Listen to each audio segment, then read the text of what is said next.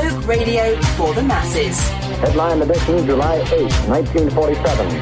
The Army Air Forces has announced that a flying disc has been found and is now in the possession of the Army. If the game is rigged, change the game. Game changer.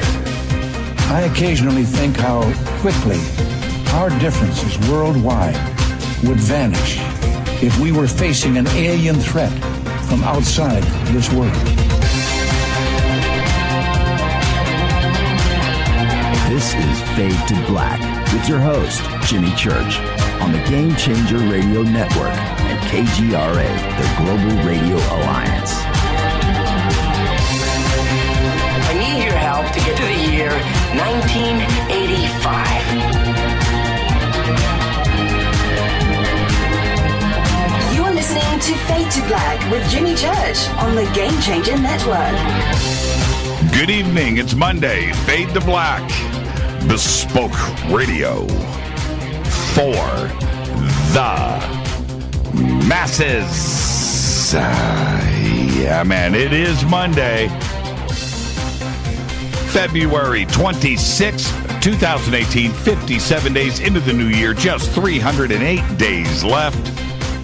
We are live from a bunker somewhere in downtown Burbank, California, and I would like to welcome everybody listening all around the world, all across the United States, hither and thither, to and fro, back and forth, up and down, east and west, north and south, far and near. This is Fade to Black. For KJCR, the Game Changer Network, and KGRA, The Planet, I am your host, Jimmy Church. What is cracking, everybody? How you doing? Looking at these tweets already coming in. Well done, Murph. That'll get a retweet every time right there. That's pretty cool. Well done. All right, it's Monday. I'm in the chair. Worked all weekend, Rita and I. It's Monday. We got a great week lined up. Very special week here on the show. Tonight, we have Ashli here.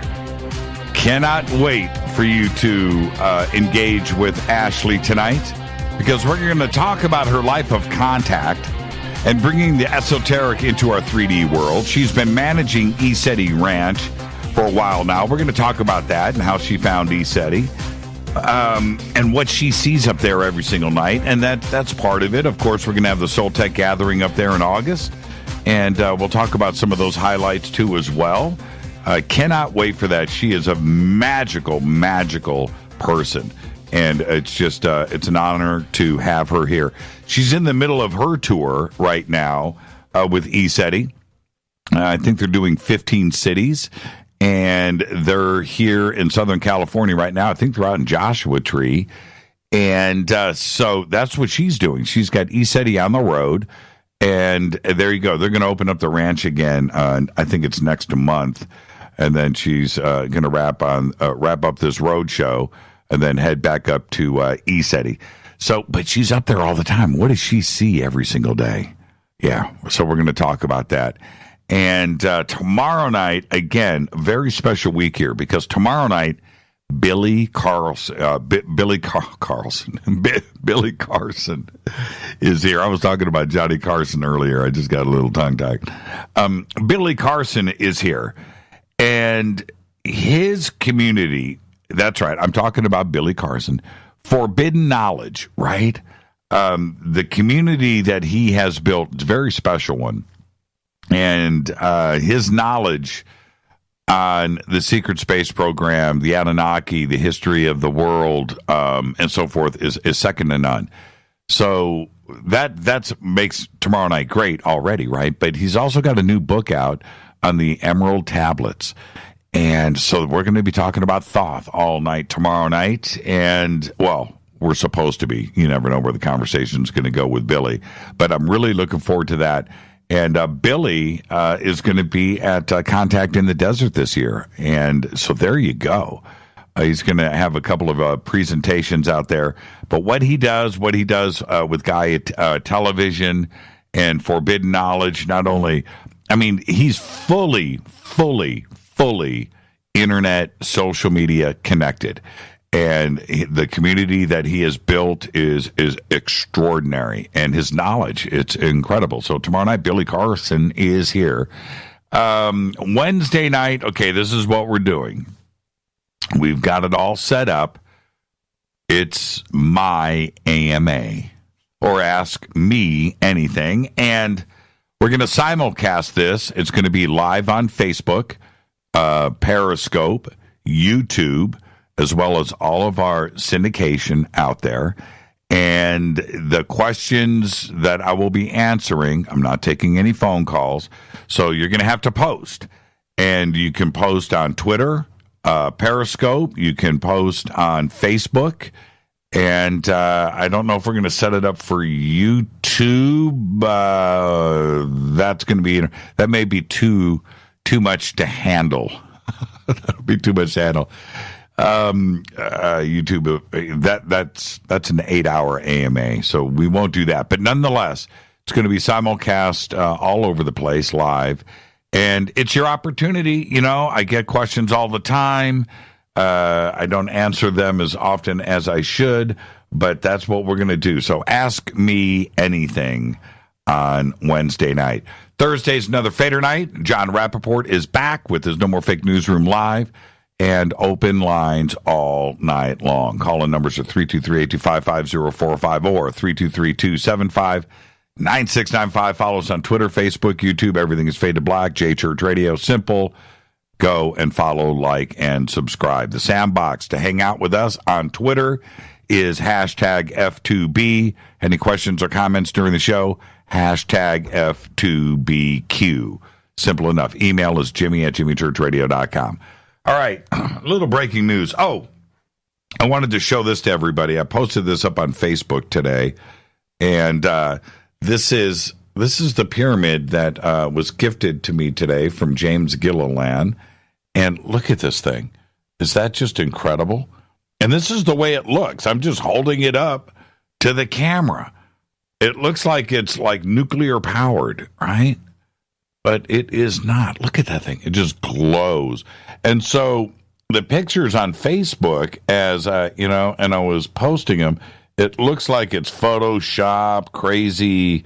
It's not. It's just the pyramid. Look at this thing. And it's incredible. So there you go. Light the Light by Michelle Hood. Look at that. It's just incredible. It just glows, man. I'm looking. It's glowing right now. So there it is. Thank you for that, James, and thank you, Michelle. You are an artist. Okay. Also today, I posted a video up on my Facebook page of the full rotation of our moon. And remember, there is no dark side of the moon. Okay? Only a backside. The dark side is lit up as the moon orbits the Earth, passing in front of the sun. You know, crazy, right? And when you think about it like that, because what was really interesting was the email I got after the post today about the dark side of the moon. How could they shoot this video? The dark side, it's never been seen, right? Because we only see the front side of the moon. Or it's never been shown to us. We don't know what's there. How could they shoot this video if it's always dark? Well, it's simple. Okay, now you can go and look at the video because it's really amazing to watch. And the video that I posted, you can go full screen and just look. It's high res. It's incredible. But think of the lunar eclipse before you have this confusion of the dark side of the moon and it's black, and that's the way I think they have alluded to that it's always dark and we don't know what's there, right? Well, think of a lunar eclipse, right? Now, when the moon gets between the sun and the Earth, right, blocks it out. Well, the dark side of the moon is now being lit up by the sun. It's not dark. It's being blasted by light. At that point, it's more brighter than the front that we see. And since it's in a tidal lock orbit, well, tidal locking is the name given to a situation where An object's orbital period matches its rotational period. The moon takes 28 days to go around the Earth and 28 days to rotate around its axis. And that's happening, right? Okay, so it's actually rotating, but because it's with the Earth in a tidal lock, we only see its front, but it's actually rotating on its own axis. And that's its own rotational period, that 28 days. So the moon takes 28 days to go around the Earth, 28 days to rotate once around its axis. This results in the same face always facing the Earth. So every month, the backside is in its own daylight. It's not dark, right? Man, well, there's a sound coming from in here. That was weird. Did you hear that? Kind of weird. All right, so the video was shot by NASA's lunar reconnaissance mission. It's glorious. It's beautiful. Seriously, go check it out. It's on my Facebook page. I do want to remind everybody that River Moon Coffee is offering a 20% discount on their coffee if you just write a review. We've got the links up there. Write a review for River Moon Coffee. It's already the best coffee that you can drink. It's the best coffee that you can buy. It's the best coffee on planet Earth. You're already ordering it. So why not get a discount on your next order? Write a review for River Moon Coffee. All right. Ashli is here tonight from ECETI, and their Roadshow is going through California right now. They're actually up in Joshua Tree. You can click on the banner over at jimmychurchradio.com and get the schedule. They're going to cover a total of 15 cities, and so Ashli will be out tonight. We'll talk to her about that. Our next event coming up will be Contact in the Desert, June 1st through the 4th. 2018 at the Indian Wells Palm Springs Renaissance Resort and Spa. Tickets and info are over at jimmychurchradio.com. Full weekend of stuff. The schedule has now been updated, so click on the banners over at jimmychurchradio.com. Check out the schedule, and early bird pricing is still going on, and we'll see you guys there. And then right after that is our Soul Tech Gathering, and that's August 9th through the 12th, and that will be up at ECETI Ranch. And there you go. So click on the Soul Tech Gathering banner at jimmychurchradio.com. Take you straight there. Everything that you need to do and schedule is right there, right? You just go down, click, and get it done. We're only selling 300 tickets. We're a third of the way through. So there's about 200 tickets left. That's it. That's pretty cool. I'm pretty happy about that. But I know that it's going to sell out. I just don't want anybody to be disappointed. If you want to go get your tickets, we can't sell 301. Can't sell 302. That's it. It stops at 300. And we'll be talking about all of that tonight. I can't wait for Ashli to jump in here. Don't forget to subscribe to our podcast, where we have over 800 shows archived right there. Apple and Android, everything that you need, just $2 a month. And click on the banners over at jimmychurchradio.com. You can also become a Fadernaut. Go to our Fadernaut section. Commercial-free downloadable archives, autograph shirts, hats, all that stuff. You can get all of that stuff there in our membership section. And don't forget about all of our sponsors here. Life Change Tea, GetTheTea.com, River Moon Coffee, New Pharma, Chip Paul, Ancient Life Oil, best CBDs on the planet, Crystal Skulls, Sacred Skulls, 50% off when you mention Jimmy when you order, Fade to Black, and Numana Food Storage.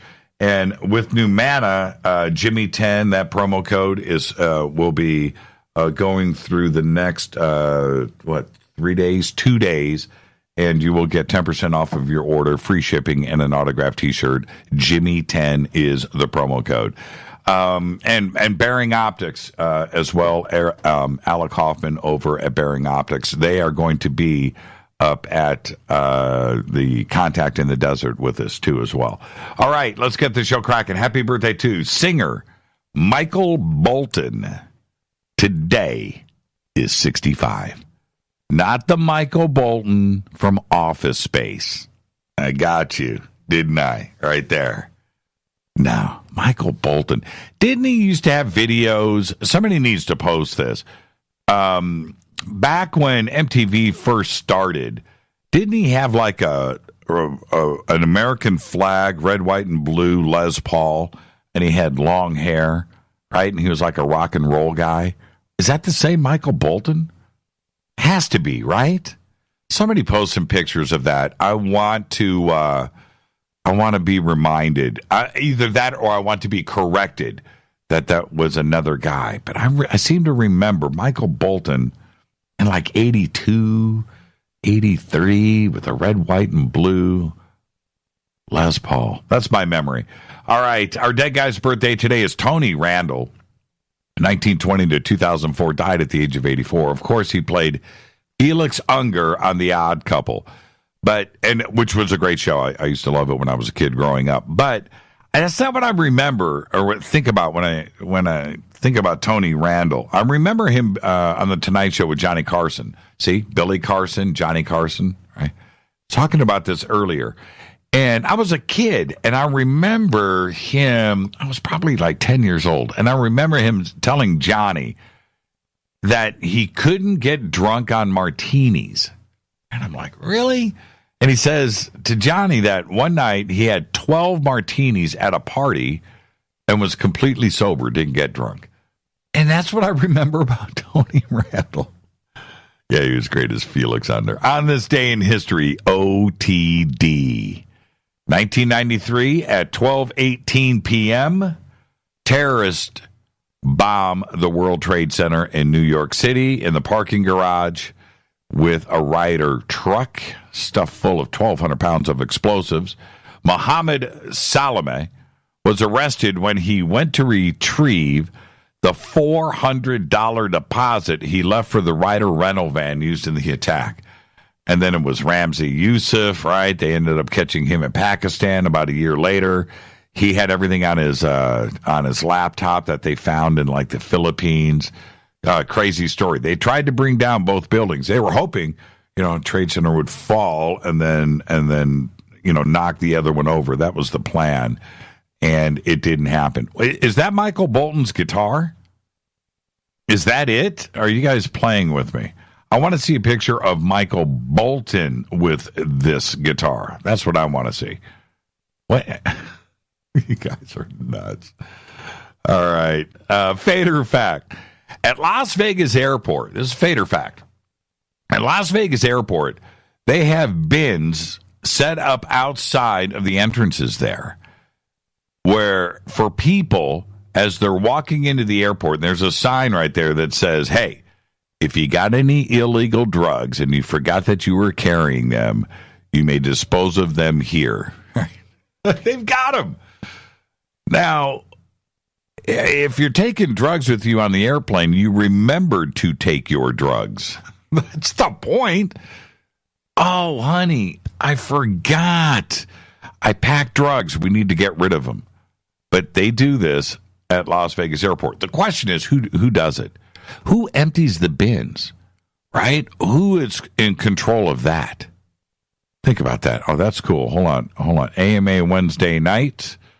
A salesman maybe in a haberdasher. That's funny.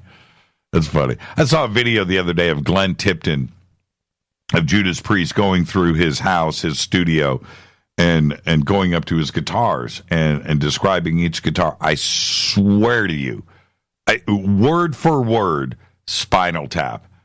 And he's being serious, too, and it's his accent and how he's describing it is Spinal Tap. I was laughing so hard. Love Glenn, and I know he was being for real, but it was really, really funny to watch. What I wanted to talk about here, there's something serious that is going down right now. Because a CDC researcher left work sick 2 weeks ago, and he has vanished. This is official. This is not some crazy tinfoil hat conspiracy thing going around on Reddit. It's not that. It's not QAnon, whatever. I'm not going off on that right now. I doubt that I ever cover that on this show. But nonetheless, his name is Dr. Timothy J. Cunningham. And his research there, he was like this rising star at the Centers for Disease Control. and went to Harvard. Harvard educated, was promoted in July at the U.S. Public Health Service in Atlanta, and contributed to responses following outbreaks of Zika, Ebola, and health emergencies that were caused by Hurricane Sandy. Okay? He also was a prominent fixture in the Atlanta community, earning a spot in the Atlanta Business Chronicle's 40 Under 40 awards last year. He's got a bio there for the 40 Under 40. Well, the researcher whose studies included disease patterns, he wasn't feeling well on February 12th, 2 days before Valentine's Day, and he left work in the afternoon. He hasn't been heard or seen from since. Disappeared. There's a $10,000 reward. It's being offered by his family in partnership with Crime Stoppers of Atlanta for information leading to an arrest and indictment in connection with the incident. That's interesting, isn't it? They are suspecting something suspicious. His parents and his sister are there. I have more on this in a second. Their responses to him, because it's their son and brother, and they know his personality and how he acts and talks and so forth. And they know that this is not right. There's something going on. His sister, whose name is Tiara Cunningham, says, "I feel like I'm in a horrible Black Mirror episode."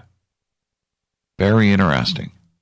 She says that she speaks with her brother often, but their conversation February 12th left her concerned. And she said that, and I'm quoting here, he sounded not like himself. He did not reply to a text message that she sent later, and their mother couldn't reach him either. Cunningham's father, Terrell Cunningham, and his mom drove all night from their home in Waldorf, Maryland, to Atlanta, arriving on Valentine's Day. And this is where it gets pretty strange. What they discovered in their son's home raised all the questions, including, right, his unattended dog. The dog's name is Mr. Bojangles, by the way. His wallet is there, his cell phone, and his driver's license. His car was in the garage. Now, his father said that he had concerns about recent interactions with his son, whom he described as always focused, right, and was always on top of his game with professional and personal issues. But he said the last couple of times that he spoke with them that, and I'm quoting here from his dad, Terrell, he says, "The tone and the numerous exchanges gave us reason to be concerned about Tim. It was not a normal conversation, and I was not comfortable." End quote. Then there is this rumor that is going around. Now, this is where we need to just chill out. But the rumor going around right now, and I'm not putting a lot of weight on this, but you have to wonder with the CDC, especially when we're dealing with Zika and Ebola and what was going on then. There's this rumor going around that Tim was about to come forward as a whistleblower, warning about the flu shot right now for this year being responsible for this year's deadly flu season. Now, okay. Before we go off down that road, we have to remember and look at a few things here. This is a Harvard-educated scientist for the Centers of Disease Control that is together, professional, that his family always knew and expected this out of him. To have him just disappear with his car in his driveway, his wallet, his dog, everything there, he's gone. Could there be something in play here that the CDC isn't telling us? Could he have come in contact with something deadly? And and is in quarantine right now. I understand when you work for the CDC and when you're exposed at different levels of different labs there, that you are signing away your own personal rights for the safety of others. And in case of an accident, you're going to get spirited away until things are cleared up, right? Okay, I understand that. But why? So that's a possibility that we have to bring into play here. But why wouldn't the CDC just come out and say, hey, he was exposed to something, we had to pull him out, he was getting sick, we pulled him out, he's in quarantine right now, here's a video of him, he's saying hello to his family, right? Okay, but that hasn't happened.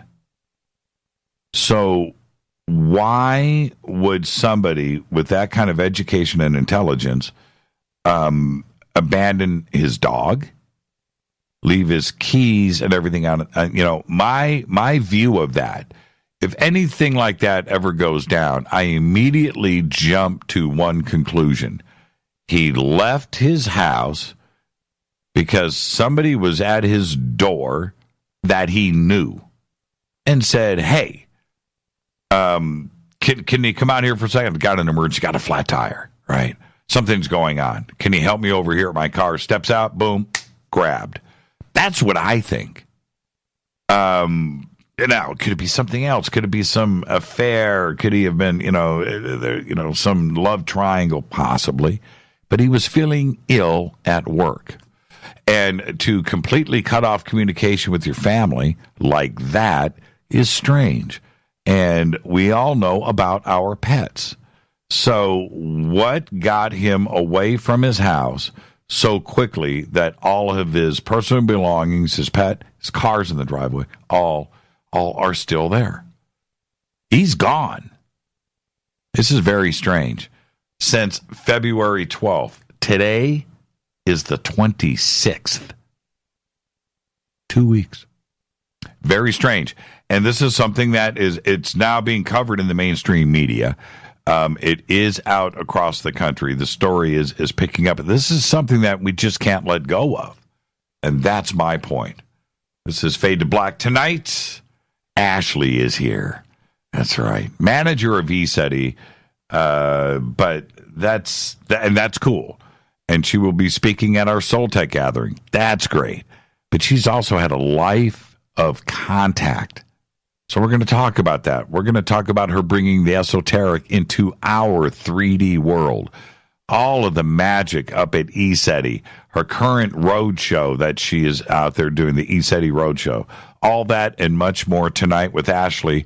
Tomorrow night, Billy Carson is here from Forbidden Knowledge, forbiddenknowledge.com. I think he's got all of the social media accounts on lockdown. He's got a huge community. He's got like 550,000 followers on Facebook.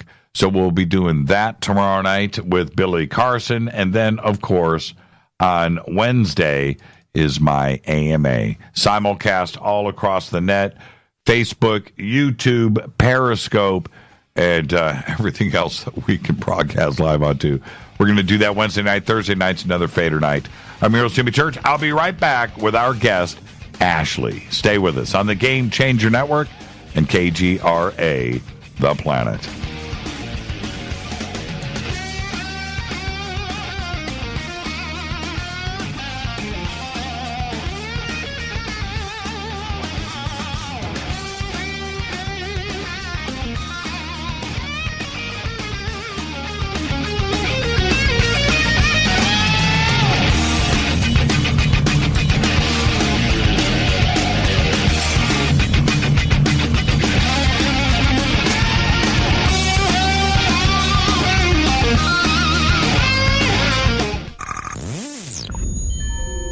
You're listening to Jimmy Church, Fade to Black. Fade to Black will now pause for alien identification. The station that talks the net. KGRA Radio. When you take the beans from Central America with dashes of Indonesian and African mixed in and then roast it to the dark side of Fade to Black, you create the ultimate brew of fringe. Introducing the Fade to Black blend from River Moon Coffee. Yes, River Moon's darkest customized roast was created for the love of Fade to Black. The alchemy of masterful roasting and smoking the beans is in every sip of this full-bodied, dark Java. I need my coffee dark, deep, with distinct bittersweet chocolate highlights, just like the bunker.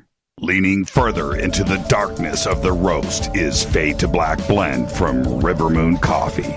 Just click on the banner at jimmychurchradio.com and use the promo code F2BBLEND for 15% off of your order today.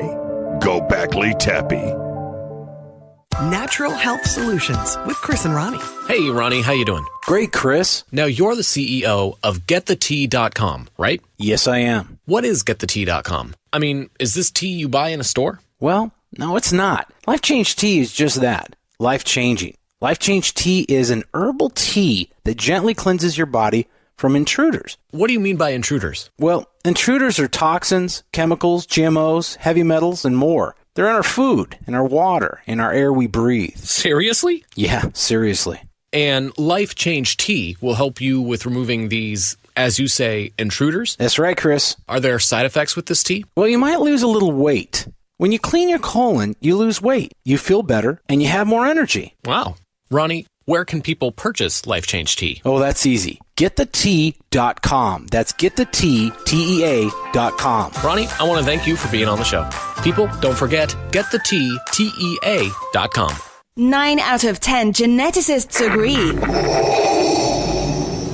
Fade to Black is not your father's radio show on the Game Changer Radio Network and KGRA, the planet. Win big with KGRA this summer. Tickets and hotel accommodations to the biggest conferences, autographed books and DVDs, chances to win all-inclusive conference cruises, and private dinners with your favorite KGRA hosts. Click the contest tab at kgraradio.com for your chance to win big this summer. Your contact for the best alternative talk radio on the planet. kgraradio.com. Hi, this is Rob Reiner from Anvil, and you're listening to JimmyChurchRadio.com.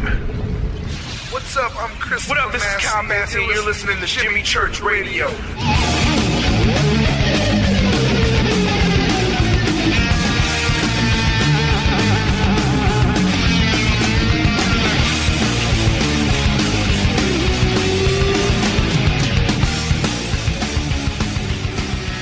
All right, welcome back, Fade to Black. I'm your host, Jimmy Church. Tonight, Ashli is here. She has spent over 3 decades studying healing modalities such as kinesiology, spiritual kinesiology, sound healing, flower essences, and more. Her journey has taken her to over 60 countries and to sacred sites such as Angkor Wat, Uluru, Machu Picchu, and Stonehenge. For the past several years, Ashli has been the general manager up at James Gilliland's ECETI Ranch, and she has the innate ability to bring the esoteric into 3D life. Through her own contact experiences and the initiations of her personal spiritual journey, she is able to support and encourage others beyond the illusions of their limitations into their self-mastery. Now, Ashli also conducts a weekly teleconference call and also does in-person and remote spiritual counseling sessions. And in these sessions, she is often directed to guide clients through personalized, channeled meditations. Tonight, we're going to discuss her life of contact, healing, and what it's like to witness ET craft nearly every single day of the year. And I would like to welcome for the first time to Fade to Black, Ashli. Ashli, how are you? Aloha, Jimmy. It's great to be with you. I'm doing great. Shout out to all your amazing fader knots as well. It's an honor to be on the show. Oh, it's incredible to finally have you here. I'm not kidding about that. And we have so much to talk about tonight, and what is going on with you and the Roadshow and Soul Tech and ECETI, and we're going to cover all of that. But I would like to talk about you first. When when I was introduced to you, you and I had talked a lot on the phone and planning things, but I finally got to meet you and to hear you talk about your spiritual side and consciousness. You are fully awake. You are fully engaged with this planet. Where did this start for you? Where were you born? What were your parents like? And how did you get here? How long is the call? No, I'm kidding. Yeah. We've got 3 hours, Ashley. So take your time. I'm just kidding. So, I would love to say I had these powerful near-death experiences or this Kundalini awakening, but I'm one of those who did that step-by-step slow journey. And I share that because there may be many of your listeners who sometimes feel discouraged because they hear other people talking about these profound one-off experiences that turns on the light. I was born in Downers Grove, Illinois, to Italian, Swedish parents, very Catholic, very old school, although my mother was born earlier than, but she should have been born in my generation instead. I'll just really quickly give you an idea. My mom, when she was 18, she told her father that she was taking law secretary lessons, and she, in fact, was going down to the airport to get her private pilot's license, right? Wow. And my mom was born in 1930. So I guess that independent streak comes from her, and the solid Italian comes from my father. When we were kids, we used to play around with putting down soundproof screens on our bunk beds and played around with galactic connections. But my first memory really is the sleep paralysis, which I think many people may have experienced, waking up and not being able to move an eyelash or move any part of my body. And the fear that would generate because I didn't know what was happening at that time. And I didn't come from a family that was open to off-world type situations. They were very much blue-collar, very much, keeping the roof over our heads and food on the table, which I'm, very grateful to them for. I'm gonna be really truthful on this call. So I did experience what many people experience. I was a bedwetter. And I could swear that I was taking my body with me to the bathroom. And it wasn't until years later when I was talking to Skip Atwater from the Monroe Institute that he said many people that travel dimensionally or interdimensionally or go out of body have that experience. And what he learned to tell his children, in case any of your listeners have children that have this experience, is that that's okay. Just take your body with you. And that's an interesting memory if someone may have had that embarrassment that truly we were traveling out of body, which was normal for us. We just didn't have any way to explain it. At 10 years old, my mother told me I intimidated her. So that shut me down a little bit more. I was experiencing things always very sensitive and in tuned, and had a sense that we were more than just what was being brainwashed in school. But I was molded into that success or that achievement role. And so as I got older, much of that faded away, except for my reoccurring nightmare up until the age of 17 was I would go into this dream of being in a man-made subterranean pit. It had stone in it that I somehow knew was beneath a pyramid. I was on a marble slab dressed in white. In current age, I was about 20 in that memory. And I would be going through some form of initiation, and I would literally have thousands of cobras thrown onto me, and I would wake up screaming as these cobras were coming towards my face. I became aware later on that was an Egyptian initiation. When I had past life recall of the crocodile initiation, and I guess I passed the crocodile one and perhaps failed the cobra initiation. Right. But many understand that the the Egyptian, those ancient Egyptian schools also go into Anunnaki and also go into the Syrian. So those connections were happening. I had vivid dream times of being on craft and having experiences, but really no part of my day-to-day life was a way to express or to explain that. I was a constant a scribbler. I would doodle triangles and doodle craft and doodle these hieroglyphics that I had no idea what they were until later on, again, being told that a lot of people with Andromedan connection can doodle those triangle shapes. And so I went about my corporate life, my schooling and my corporate life, and still had kind of this sense of, there's more to this, but I have to fit into society. And I became an overachiever. My mental body took over as I found my way through my success, if you will. Right. And so this recurring nightmare, you call it a nightmare. I'm just going to say it was an experience. But to have that, over and over again until you were 17 means that you probably remember the dream in a complete form. Oh, right. Absolutely. So as you started to find out more and more about the esoteric out there and lost history in Egypt, and then you go back and start to recall this dream, now you have a direct connection. What did you do with that? Well, I actually, this is a very long story I'm not going to go into, but only because of time, but I have a connection with the benevolent Anunnaki. And I have a connection with being imprisoned by Marduk. Right. And part of this being in this pit was that part of the torture of that situation. And so I went through and dug into it and cleared it out and released it. And as I did that, my connection with my Anunnaki star family became stronger. I now can see snakes without freaking out, which is important. Right. But it also just kind of, again, my journey unfolded little by little. I kind of joke that my higher self has a sense of humor because she leaves me breadcrumbs. I never get the full novel. It's a little bit at a time until all the pieces come together. But anyone who's had those kind of experiences, through the transpersonal release session that I'm honored to support James with, we can dig into those and get more information and clear through it.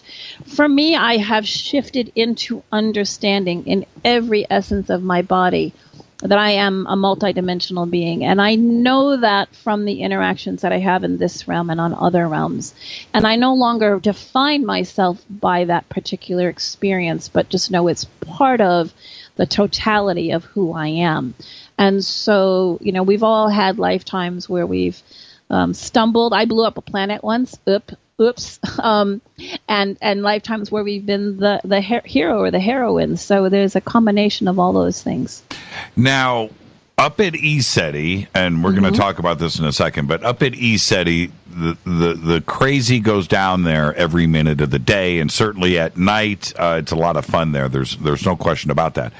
I'm sure that it becomes a little, you get pretty acclimated to it.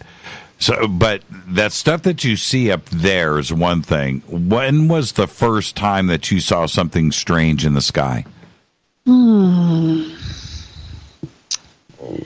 I would say I was probably in my teens. We had an acre and a half of land in the suburbs of Chicago, and we were always out at night. And so we would just have these experiences of the lighting up in the sky and just have a sense of knowing that there was more. I had a lot of it in my dream time, in my subconscious time.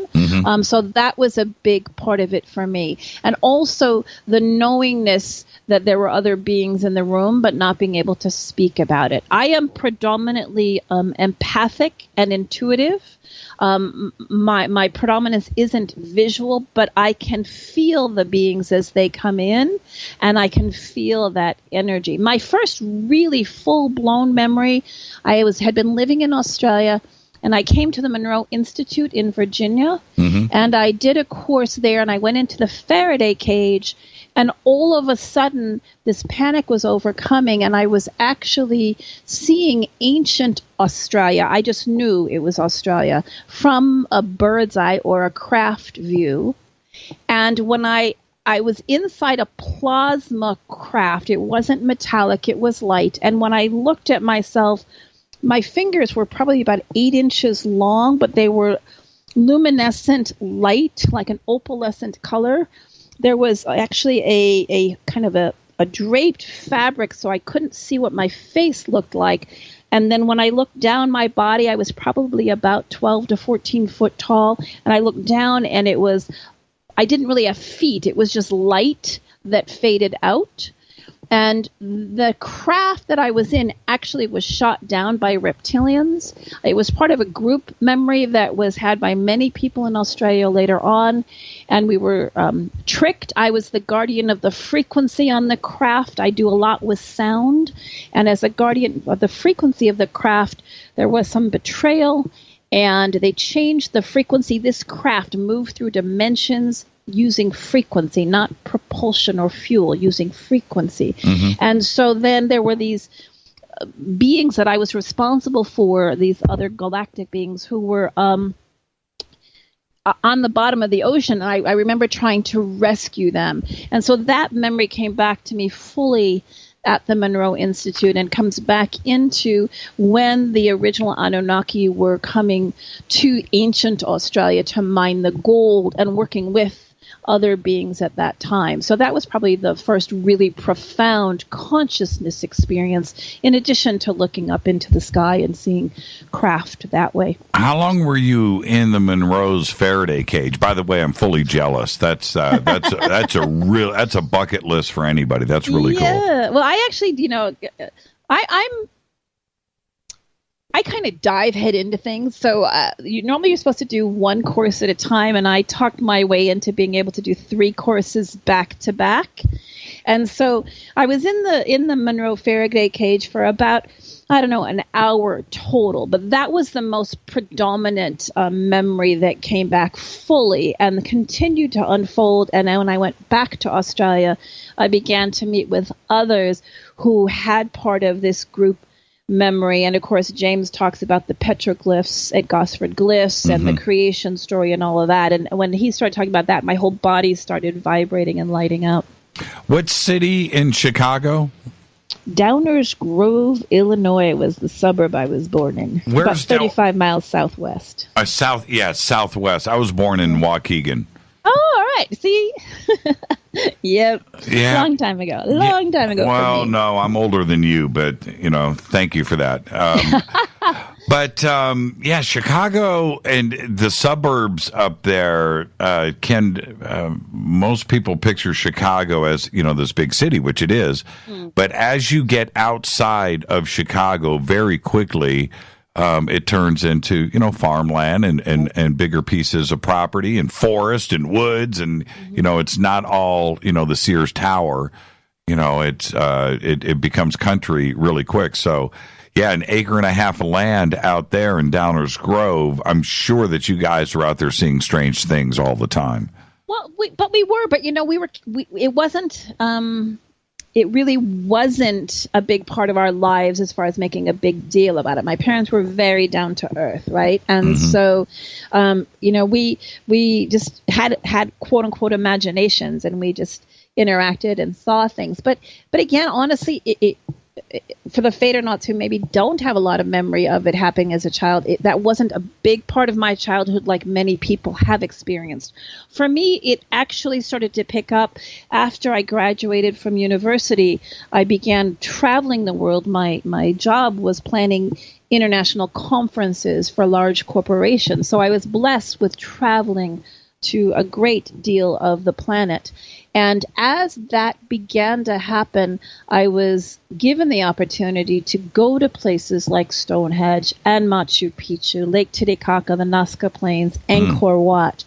And I think that was my higher self's way of saying, enough of this messing around in 3D. It's time. It's in your contract now for you to start being aware that you are multidimensional and there's much more to life than this. I was actually locked in Machu Picchu because back in those days, the key didn't stay at the top of the mountain. It went down the mountain in the bus. Oh, really? To the bottom. Really? And came up the next morning with the next tour. And of course, being an independent thinker, I didn't pay any attention to what time they were locking Machu Picchu.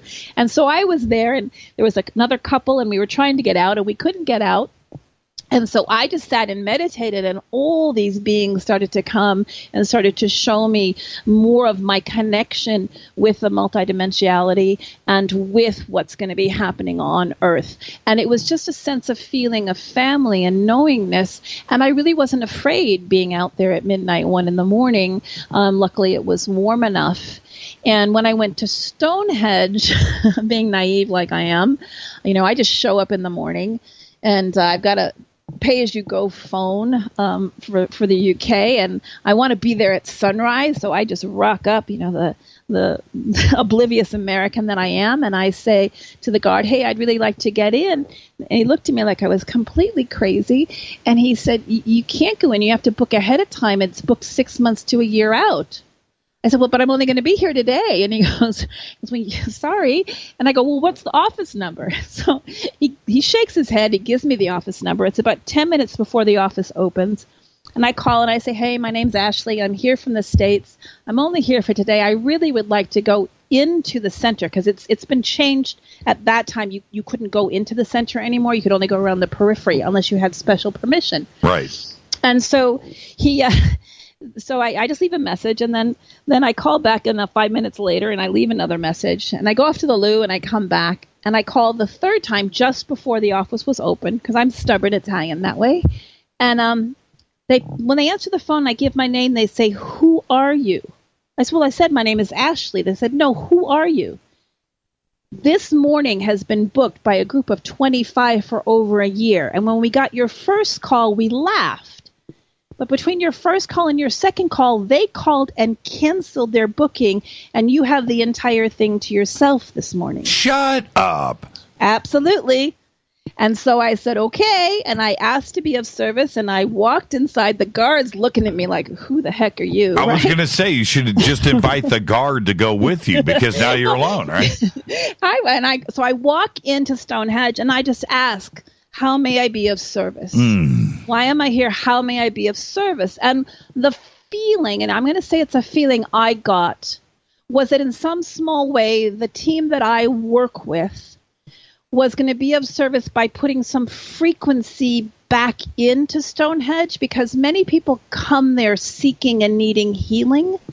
And so in anchoring more light into that vortex, in whatever small way I did it, so I toned the entire hour and a half, reverberating around the rocks. Remember, I was a keeper of the frequency, a guardian of the frequency on that craft. Right. I can't sing a lick, but I bring through these frequency tones, and so I'm toning, and the guard is standing there, and he's crying. He has no idea what's going on, but he's crying, right? As I'm walking around, and the rocks are kind of vibrating, and I'm just overcome with humility and graciousness to be able to be there. And then my time was up, and I left.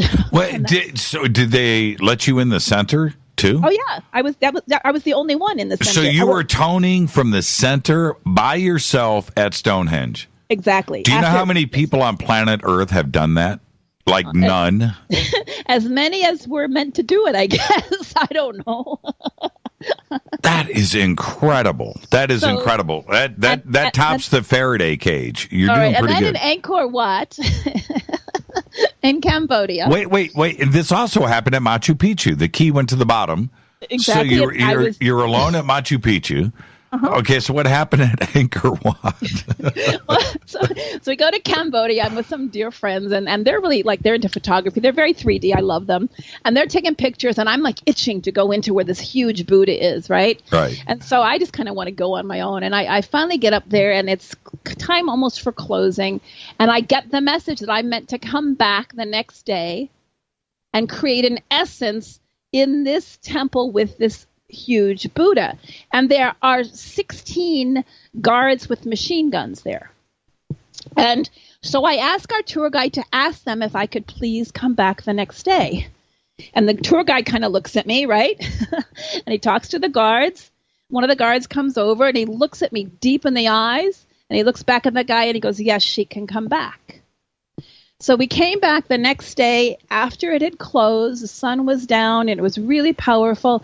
And here I am at the foot of this huge Buddha with some essences. And I'm asking for guidance. There's on the steps going down, there's 8 armed guards on one side and 8 armed guards on the other side.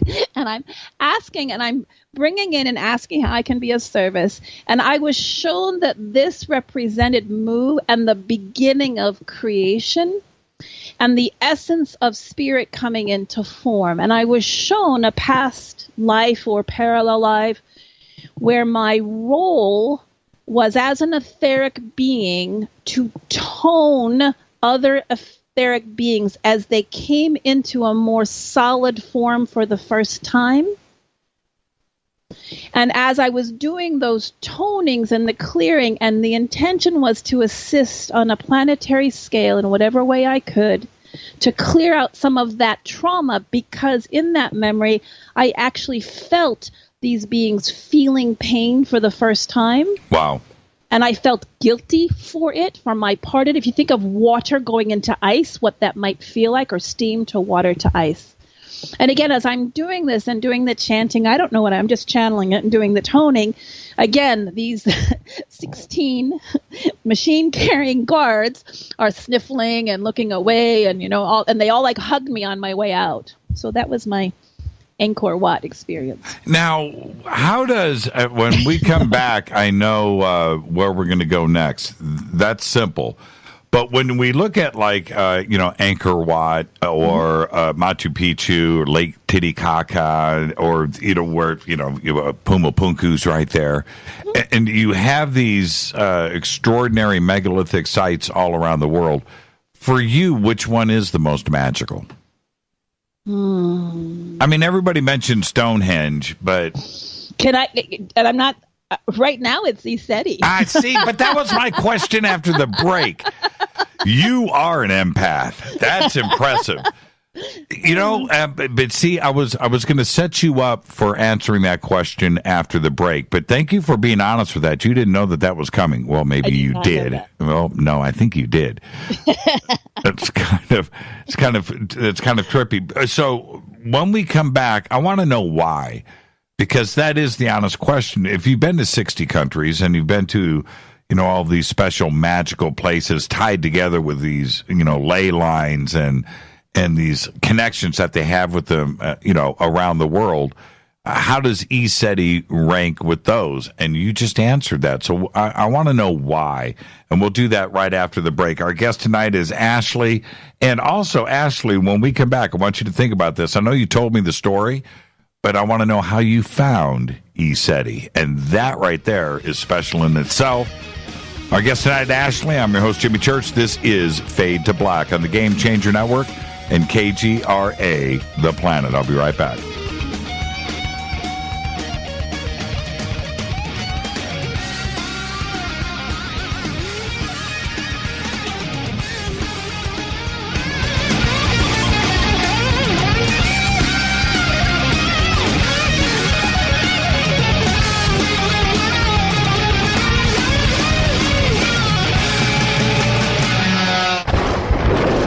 This is Fade to Black with Jimmy Church on the Game Changer Radio Network and KGRA, the Global Radio Alliance. This is KGRA Digital Broadcasting Station. Salt Lake City, Utah. Van Buren, Arkansas. Hello, Fadernauts.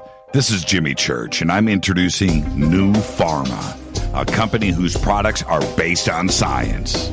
Human function based on the endocannabinoid system, or ECS. New Pharma firmly believes in this science, and their research indicates that support of the ECS provides the beneficial effects for a healthy lifestyle. New Pharma's science includes relief capsules for pain relief, sleep capsules, which are natural support for occasional sleeplessness. Foundation is support for your ECS, and Fit capsules support your active lifestyle. Just click on the banner at jimmychurchradio.com and use the promo code F2B for a 33% discount on all of their products. Or visit newpharma.com for all of the knowledge on the science.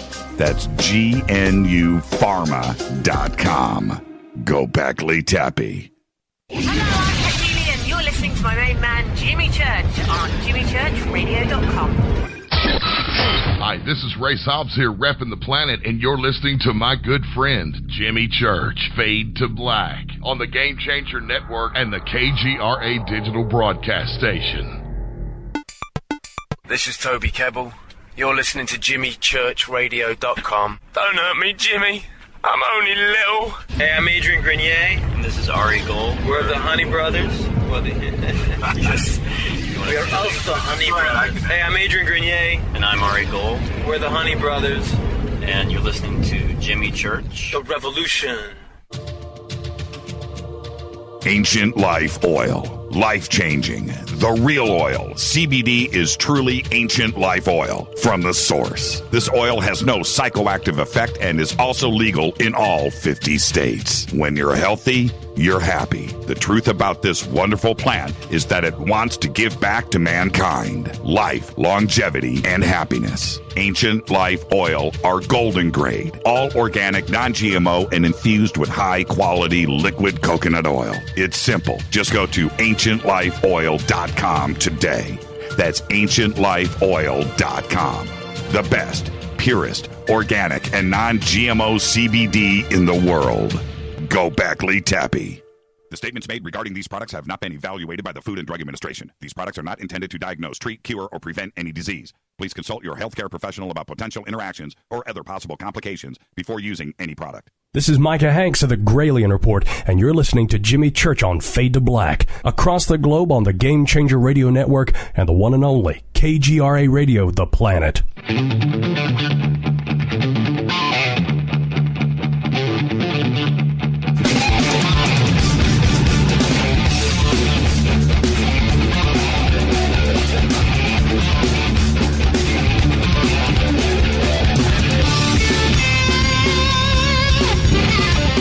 Welcome back, Fade to Black. Our guest tonight, Ashli. 60 countries, her journey taking her all over the world, going to all of those magical places. We're talking about that right now. And my question was right before the break, which was the obvious one. How does ECETI rank with, Machu Picchu? As crazy of a question that is, ECETI's very magical. And she answered, you are an empath, by the way. That was pretty impressive. What makes ECETI so magical? Well, you've experienced it yourself, and sometimes it's hard to put it into words, but it is a very powerful vortex and stargate. And of course, James's mission that he's been holding for over 3 decades up there contributes to it. But we also have the beautiful combination of all the different realms, the elementals, the Bigfoot, the multidimensionals, the orbs, the fairies, and then the mountain. Mount Adams is so mystical herself that it creates this powerful vortex. And I also had a lifetime on Orion when James was a seer on Orion, and so I believe we've never really talked about it specifically, but I believe we had an agreement for me to come and support his mission at ECETI as well. So there's a sense of familiarity for me there. It's home in many ways, but it allows this frequency for those that come there who are willing to connect in and to be vulnerable. It just comes up. I mean, you experienced it that yourself, Jimmy, and I know you've shared that on the show before, your own experience. Well, I had been listening to James, going back to his first interviews with Art Bell, and had been hearing about ECETI and reading and hearing about it, and so my expectations were very high. Right? Very high. Like everybody that, travels to there. But it took me way beyond that. And it did. And you were through that with me too, holding my hand through some pretty strange things that were going on. And one of them I want you to share with everybody. I've talked about it a lot on this show, but now I've actually got you here. During your orientation, okay, now look, I'm trying to be Mr. Macho Guy. I'm not going to go into some big, long story here. I've done it already. But, okay, so I'm Mr. Skeptical Guy, and I'm going through your orientation, and you get to the part about the fairies. Mm-hmm. Right? So I'm sitting there in my best Andrew Dice Clay, right? You know, just, oh, come on, right? Oh, now, okay, all right. So I wasn't doing this outwardly. I was doing it inside. I was behaving. But nonetheless, I want you to tell everybody right now about the fairies. And you can just do your orientation spiel. Well, I'll do a little portion. We let people know when they come to the ranch that it is a multidimensional vortex, and we do have little people and fairies and elementals, and they like shiny things. They like bling. They like shiny things. And we talk specifically about car keys normally because, you know, in the olden days when you can go down to Ace Hardware and get a car key replaced for $1.25, it wasn't such a big deal. But with these high-tech ones that are $100 and some, and we talk about jewelry and things and how they may take them. So keep an eye on it, right? And you brought up something about your ring was missing. Is this what we're talking about, Jimmy? Am I on the right page here? Yeah, well, we can go there, certainly. But when you give that part of the presentation, I know that half of the attendees there are just like myself at that point when they hear it. The other half is, you know, knows about it and is turning to their significant other, warning them, don't play around. Ashley's being serious, right? Absolutely. And then how many people come up to you over the course of a few days after that going, okay, all right, I need my keys back. Right. I need my keys. I need my earrings. I need where'd my ring go? Right. Where'd my ring go? And then, you know, we ask for it to come back and it shows up. So it's just magical how those things happen. Is that the story we're talking about? It is. And see, and what I try to remind everybody, ECETI is a ranch. It's big. It's rustic. It's rustic. This is not a small place. And if you're going to lose your keys up there in any normal situation, your keys are gone. Right? You're not. How many acres is it? It's 70 acres, but 40 of them are kept pristine. So it's a total of 70 acres. 70 acres. Yeah. And if you choose to lose your earrings, we're talking about fields, people, fields, forest.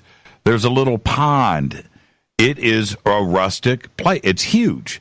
And if you lose your earrings are gone. But not at ECETI.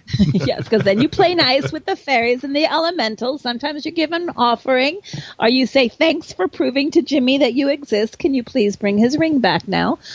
and so this is what happened with Ashli and I. Everybody knows I lost my ring, and I lose my ring.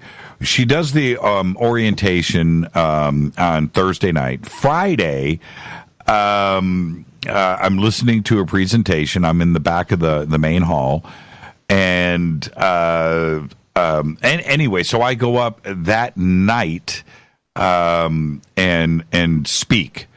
And if you look at the photographs of me on stage holding the microphone, the ring is gone. Right? It's not on my hand. I don't know it. Right? I didn't even notice that it was gone. And I get back that night to the hotel, and my ring's gone. And Rita and I look for it. We can't find it. I'm frustrated because the ring is not easy to take off, and I'm wondering how it could have fallen off. The next morning, wake up, look for the ring, and Rita goes, okay, man, tough guy, fairies. And I'm like, well, wait.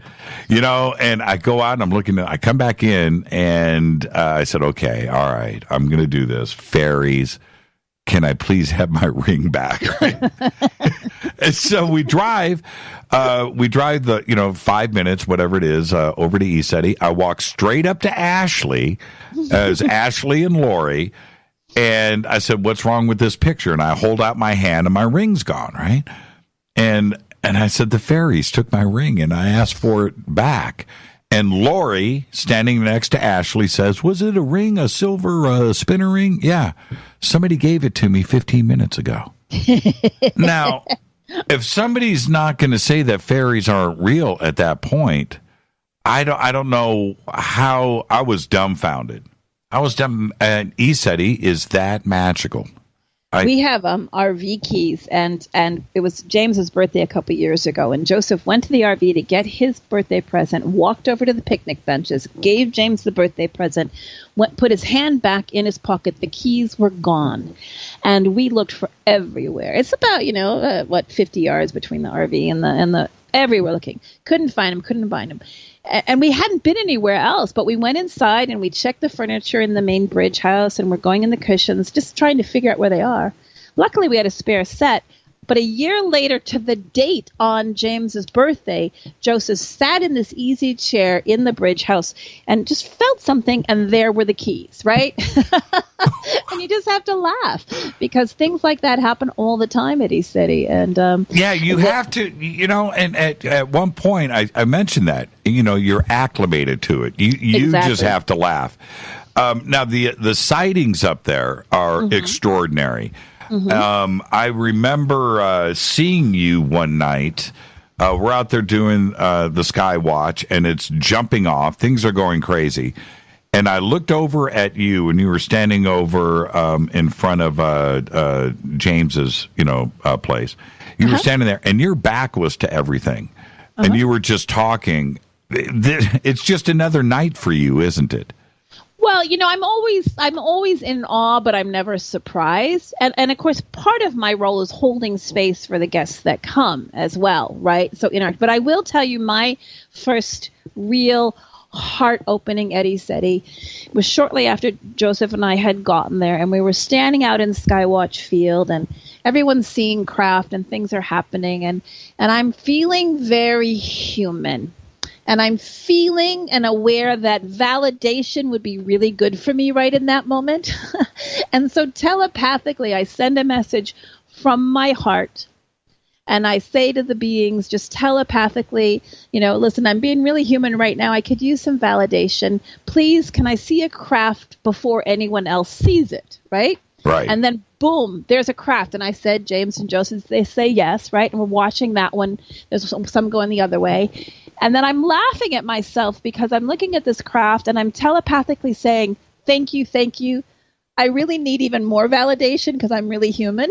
And I said, can you please just power up? And in that moment, the sky lit up and tears flowed down my face, right? And my heart was so wide open because that telepathic, instantaneous communication and having that feedback, even though I'd had other experiences, I had been on an Andromedan craft when I was in Australia, but being there on the land and seeing that and having that connection was so overwhelming. And even to this day, I still enjoy being out there. And I love listening to James, footage that was taken in October with all this craft. And he's like a little boy, still so excited with seeing them all up in the sky. So, I have a lot of day-to-day responsibilities that go on, so I'm not always out there for Skywatch, but I still love it, and I'm still in awe of it.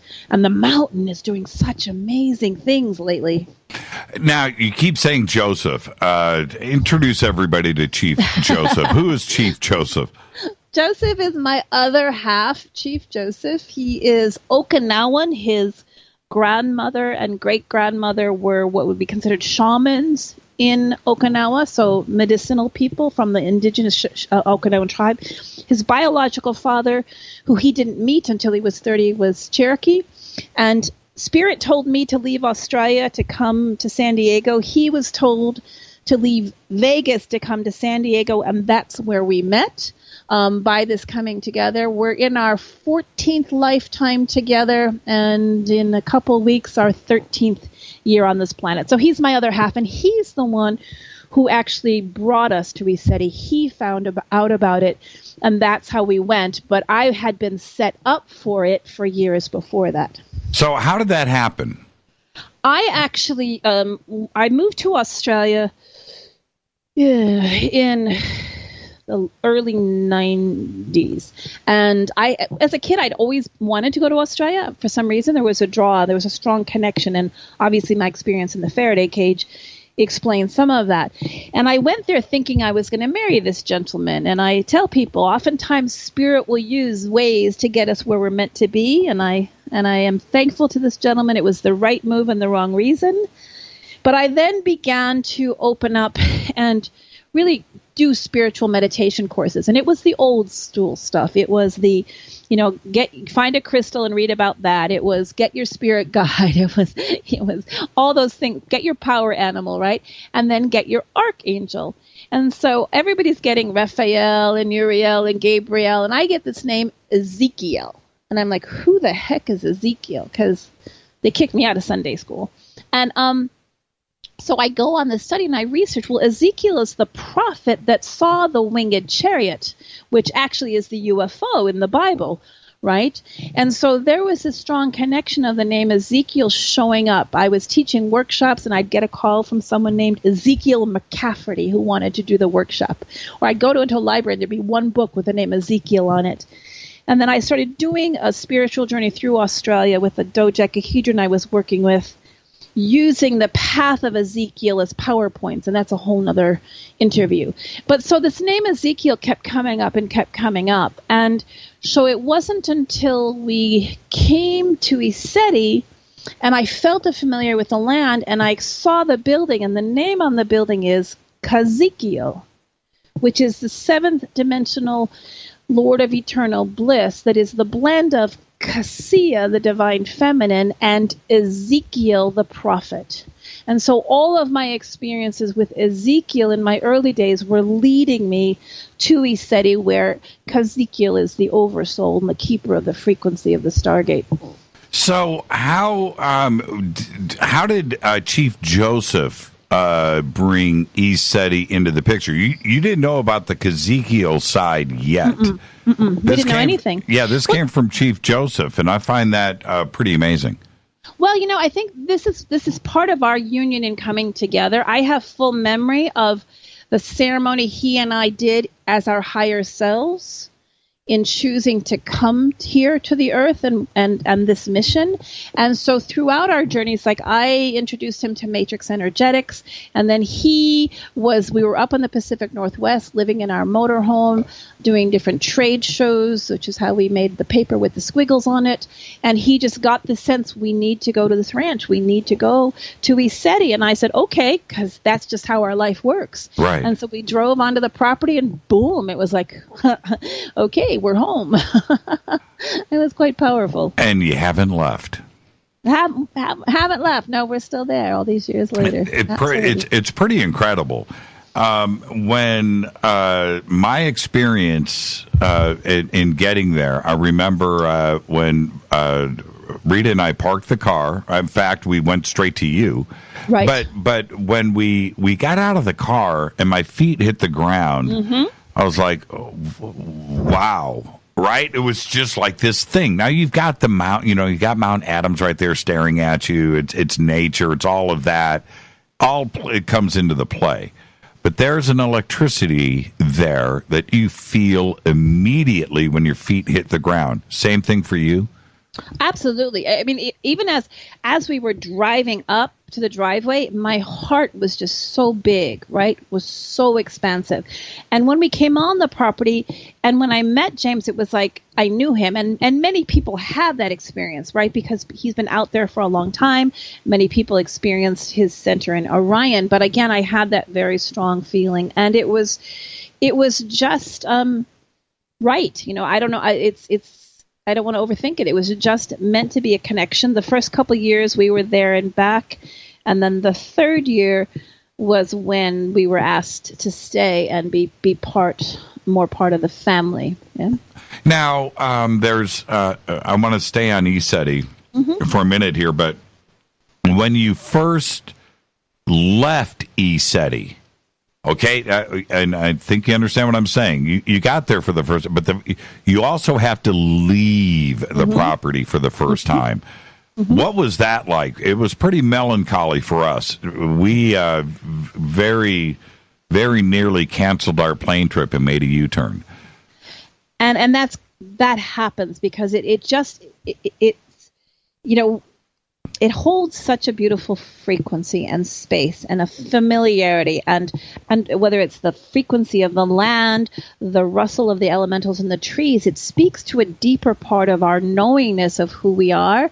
And so to consider even driving out those gates and going back into 3D immersion, it's very melancholy. It's very heart-wrenching to consider that in the beginning. Yeah, it was tough.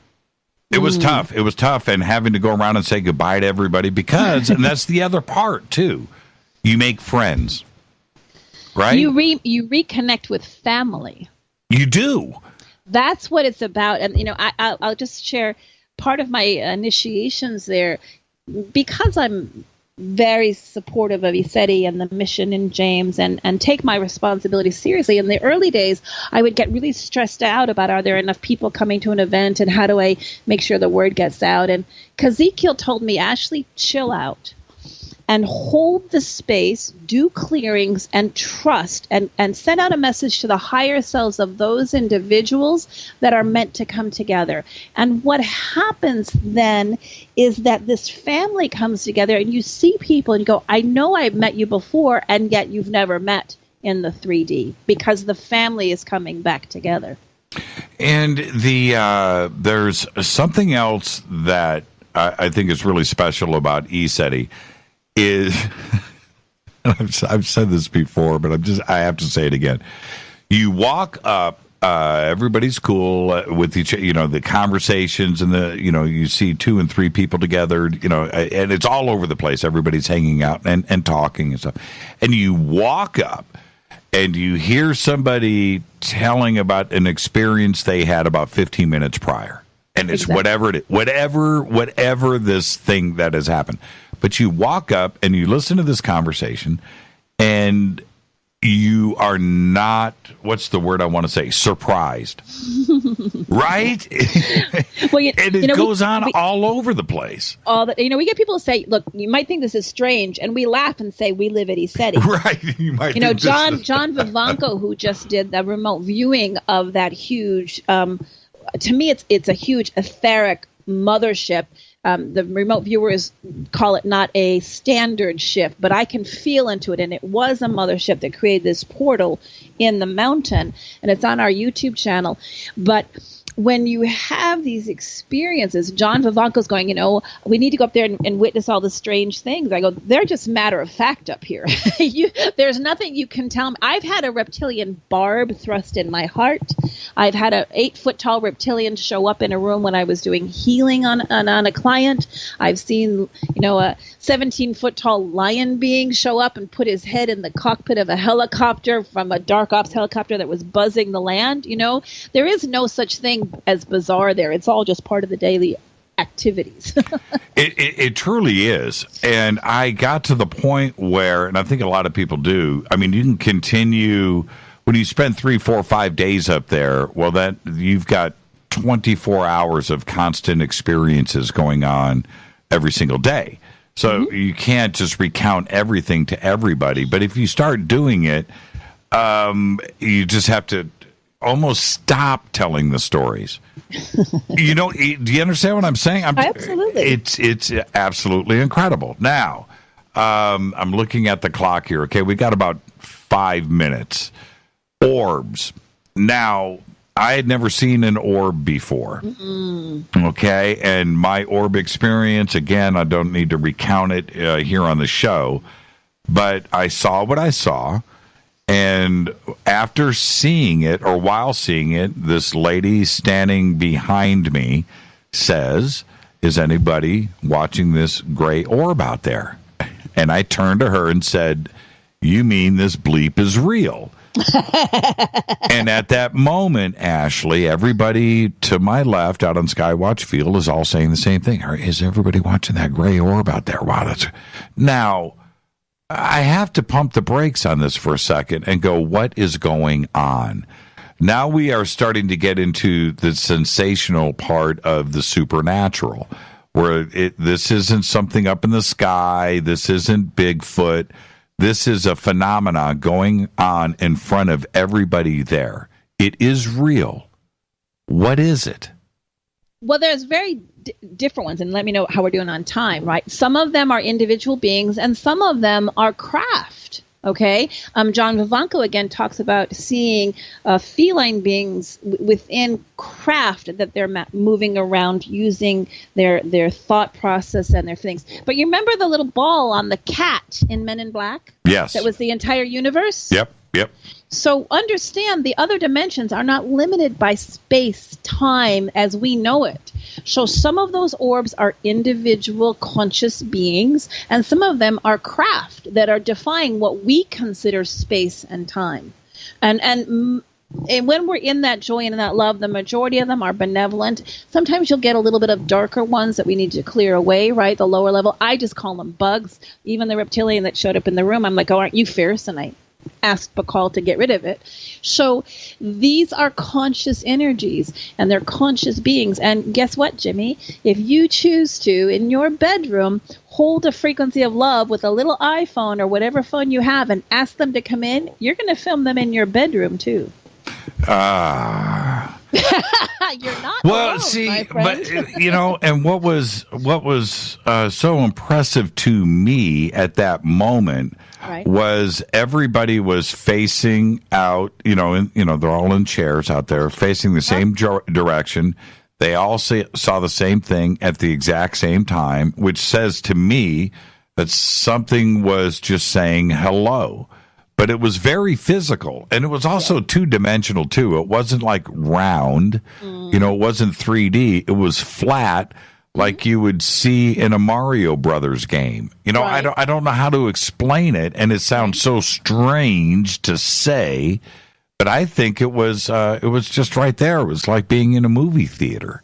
Well, and if you we have the infrared lights out there, and you can take the night vision goggles, and I love it when the orbs come right up to you.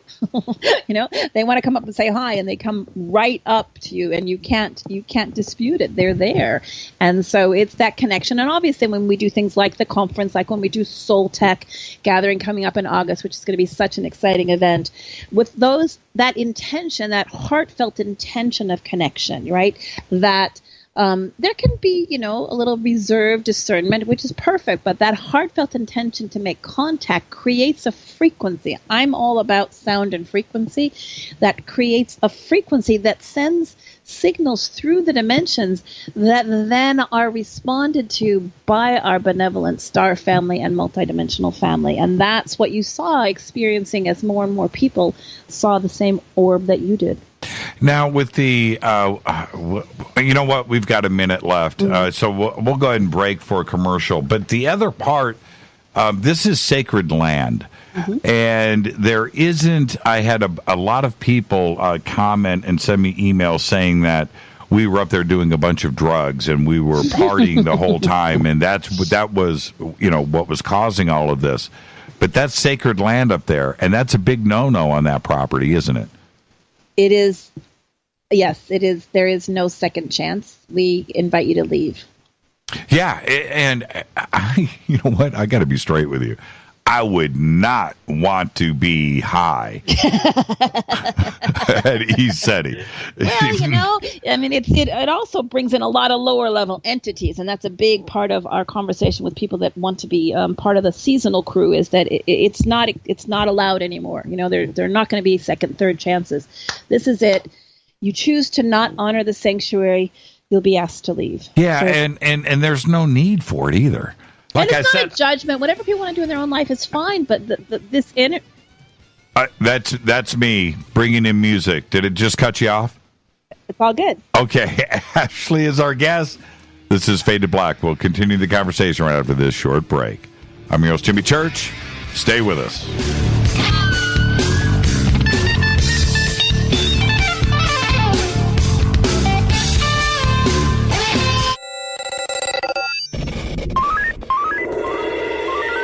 Way out here, we listen to Jimmy Church. You're listening to Fade to Black. Oh, Always on the edge of the hottest alternative talk. Jimmy Church with Fade to Black. KGRARadio.com. ¿Qué tal, mis amigos? Yo soy Mario Carson, el tiburón, y los invito para que escuchen a mi buen amigo Jimmy Church Radio. ¡Claro que sí!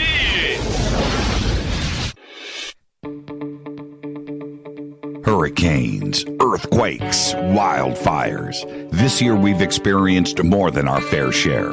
This is Jimmy Church of Fade to Black, and last month I decided to make sure my family does not have to worry about food should we get caught in a real emergency situation. Introducing Numana, a healthy, storable product that tastes so good that you'll want to eat it every day instead of just during those times of duress. All Numana products have a 25-year shelf life, are MSG and GMO-free, no preservatives, and are made in America. With the Numana pack in your home, you'll be able to sleep at night knowing that you've protected your family. Not only have I tasted and tested, I own it. Now you can too. Just click on the Numana banner on JimmyChurchRadio.com and use the promo code Jimmy when you order. In addition to a discount, we'll send you an autographed Fade to Black t-shirt. Seriously, go Beckley Tappy. Do you worry a lot? Whether you're a college student, busy professional, parent, or grandparent, ongoing stress and elevated levels of the stress hormone cortisol can rob your memory, your health, and your future. Now you can combat the effects of stress and anxiety while improving your memory and recall at the same time with the dietary supplement Calm and Clever. Studies show that the ingredients in Calm and Clever reduce cortisol by as much as 30% in 1 to 2 weeks. Call 1-800-758-8746 or calmandclever.com. You listen to us, and we listen to you. And so does the CIA. KGRARadio.com.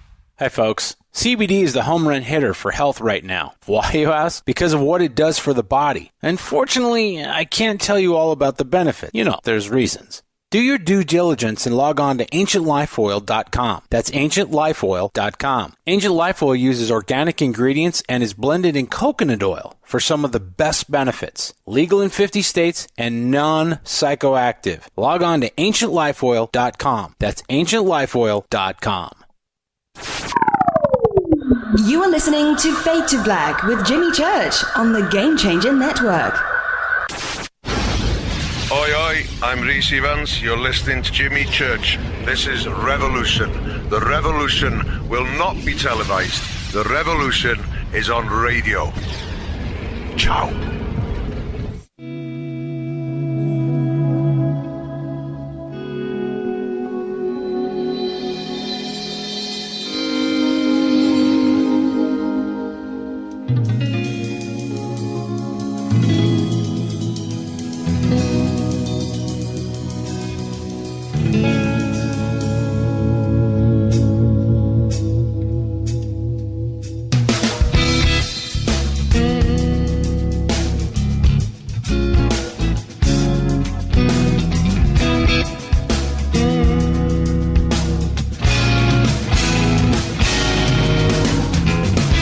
Welcome back, Fade to Black. I'm your host, Jimmy Church, on the Game Changer Network and KGRA The Planet. You can follow me on Twitter at JChurchRadio. You can follow Ashli at ECETI on Twitter as well.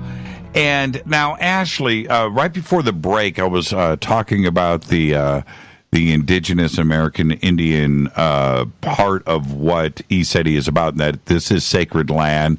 A large chunk of everything that is in front of ECETI, between ECETI and Mount Adams, is all sacred land and Indian land. But recently, on your 50th birthday, you were given two spirit names. And tell us about that. Where did the ceremony take place? Well, we have a dear friend named Tana Whitemore, who has 3,000 acres of land in Montana. She's from the Sitting Bull lineage, and her stepfather was crow, and she has 300 head of wild buffalo, and it's just this magical place, and that's where I was for my vision quest for my 50th birthday. And the World Council of Elders had done their Sundance there for a while, and Joseph was a Sundancer, and I was a supporter. And so I was doing ceremony, and Tana is just such an amazing being. She has ascended masters showing up at her place all the time.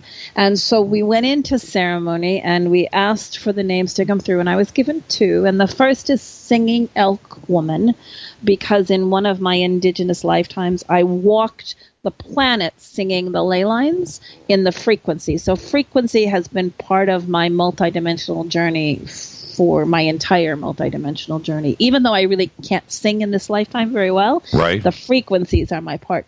The other was Thunderheart. And and Thunderheart is because I'm pretty direct, and I speak my truth from my heart. And the intention with that is to cut through the dross and kind of say it like it is, and allow that to be an activator as it's meant to be. So it was pretty powerful, and I had lots of activations, recalibrations, flickers of kind of images going through my head as these names were given to me. So it was very powerful. So can I call you Thunderheart, in the future? You can call me whatever you want to call me. Just fair don't enough. call me late for dinner. Yeah, fair enough. Tell us about the ceremony. Well, we did a meditation, and there's saging, and there's music and drumming and chanting and the fire, and it was outside, and it was just spectacular. So yeah, it was not with a whole bunch of people. It was with my dear sister Tana and Joseph and myself. Joseph had bought me a beautiful Tibetan hand pounded bowl that's from the heart chakra as my gift, and it was just outside in the moonlight.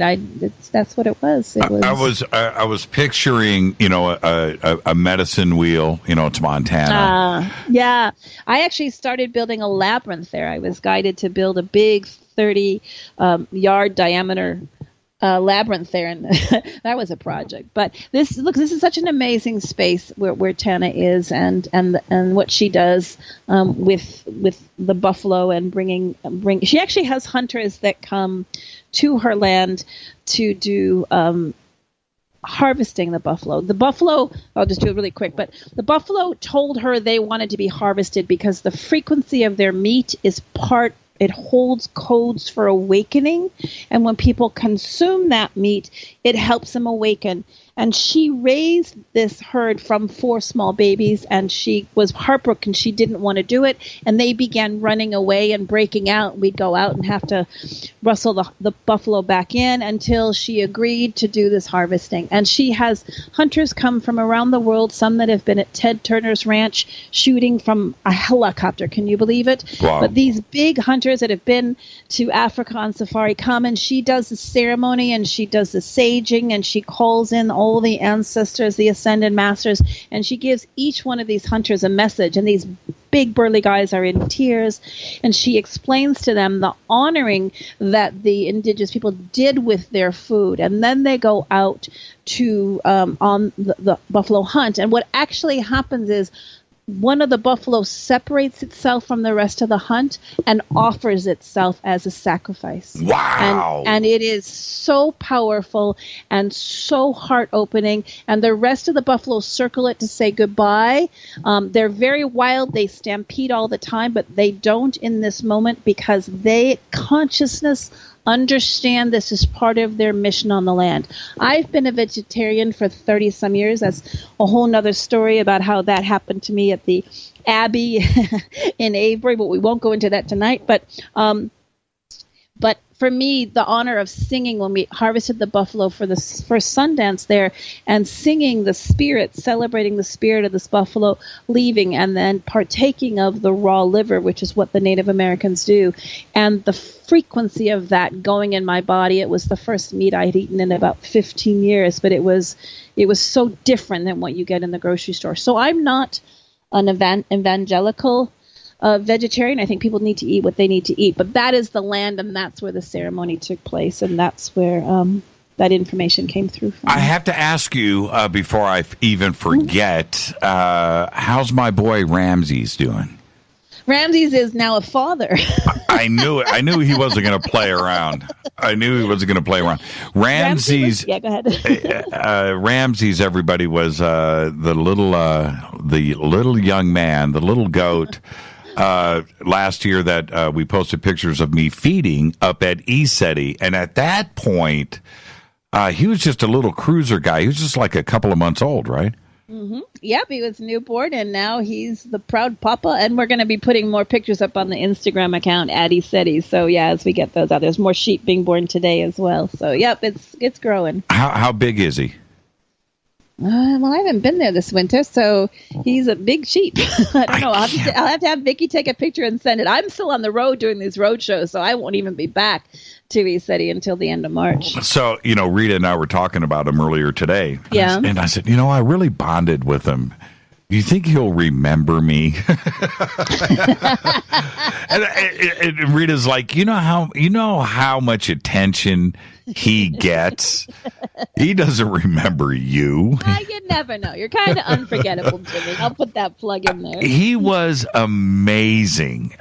Just amazing and so much fun to be around. So, but now he's a father. And see this, he's got the life of Riley going up there. He's got the beautiful ranch, but he's the stud, right? He's the stud of the crowd. Oh man! Before we went to break, we were talking about something, and it prompted me to just kind of explain for those who don't know that ECETI actually stands for Enlightened Contact with Extraterrestrial Intelligence.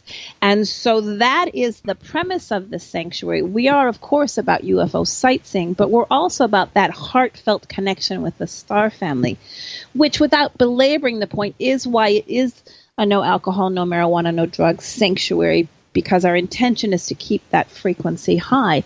And so there are many people out there who, just say call in whomever, and you don't need to shield or clear. And I would encourage people not to go that route. I picked up the phone at the ranch at 11:30 about 3 years ago. I was exhausted. You know what it's like, long days in the office. You and Rita know exactly what's that like. Right. And I happened to walk into the kitchen of the bridge house, and the phone rang, and I'm going, I'm tired. And my guide said, please pick up the phone. I go, but I'm really tired. Please pick up the phone. So I pick up the phone, and I said, hello, this is Ashli at ECETI. The woman on the other end said, oh, my God, I am so glad you answered the phone. I didn't know what to do. I said, what's happening? So I downloaded this app on how to make contact. And for this past week, things have been flying off the shelves in my house. The doors are opening and closing. My animals are under the bed. I can't sleep. I'm having nightmares. She said, I called the people who promoted this app, and they haven't called me back, and I really need help. I said, all right, well, first and foremost, let's delete the app. Right. And secondly, let's do a clearing. We called in Bakal, the 17-foot-tall lion being from the Sirian star system. And I did that clearing with her, and I got her to a place where she was comfortable with understanding the intention of that clearing, which is on the ECETIevents.com website under the healing button. You can download it if you'd like. And so she became comfortable with that, and I called her the next day, and it was still clear. We kept in touch, every day for about a week, and she still sends me emails. But that, I think, is an important part, especially right now, because the veils are thinning so much, and there is a lot of purging happening, and that's what happens at ECETI. Because it's a higher frequency, if you understand quantum physics, when you come there and you're carrying lower level wounds or thoughts, that the first 4 days are the honeymoon stage. Everything is beautiful. Right. And then after that, the vortex starts to purge this, because the intention is to support us in moving in to the higher dimensional realms. And that frequency is really important if the Fadernauts that have not yet had contact and are interested in contact, is that energy of the frequency. And that's a lot about what we're talking about on this road show that I'm doing over the next couple of weeks. Malibu on Thursday night for anybody who's in the LA area. This special contact that goes on up there, I was aware, but hadn't experienced it yet. And James, this was on Thursday night before the orientation, right? Right. So James takes me out to the medicine wheel. And so when you first enter the medicine wheel, Ashli, who are the star beings immediately to the right? The first one. When you enter in, it's the Syrians, it's the felines, the lion beings, the protectors of the gods and the goddesses and the guardians of the universal law. So the actual entryway, the gate, is the Syrians. Are you talking about the pods themselves or the gate?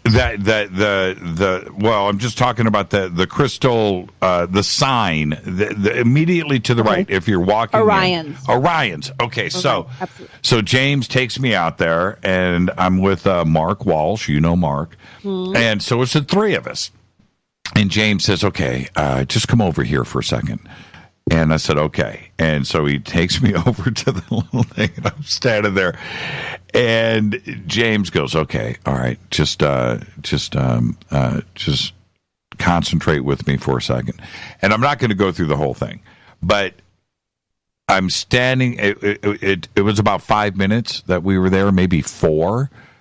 And I got a little whisper, a little of what I was about to experience over the next 4 days.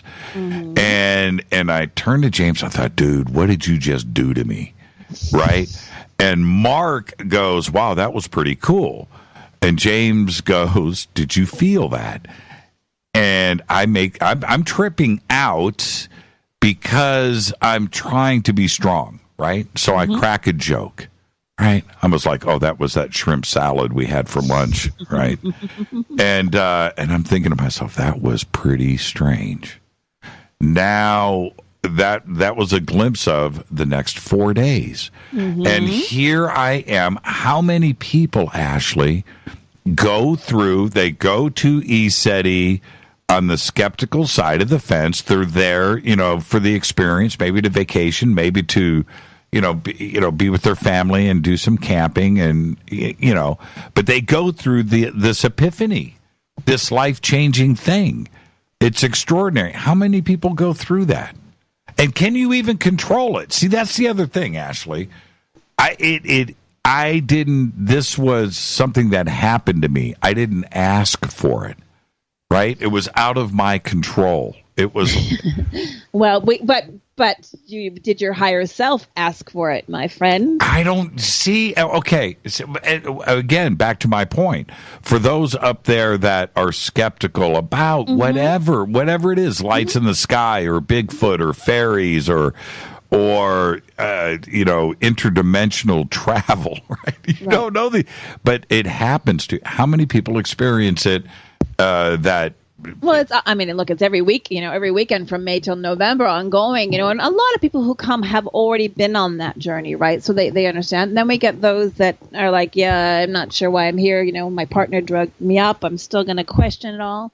And then we have the ones that stay closed down, right? Who are not yet ready. But if a seed is planted, right? If a little vibrational shift has happened, I tell people one of the amazing things I learned at the Monroe Institute was that children up until the age of 7 are predominantly in the theta brainwave state. They've done EEG testing of brainwaves. That's right. And so what that means is right there in that state that Buddhist monks who meditate their entire life are in. Those of us that are coming back into our spirituality are aspiring to be able to be in that state. But children with their quote-unquote imaginary friends are in that state until our school system teaches it out of them, right? Right. And so these interdimensional things that some of us that are adults now kind of question, the children see them all the time. Another example, I have a 3-year-old grandson named Oliver. When he was less than a year old, his mom and his dad and he were caretaking the ranch over the winter.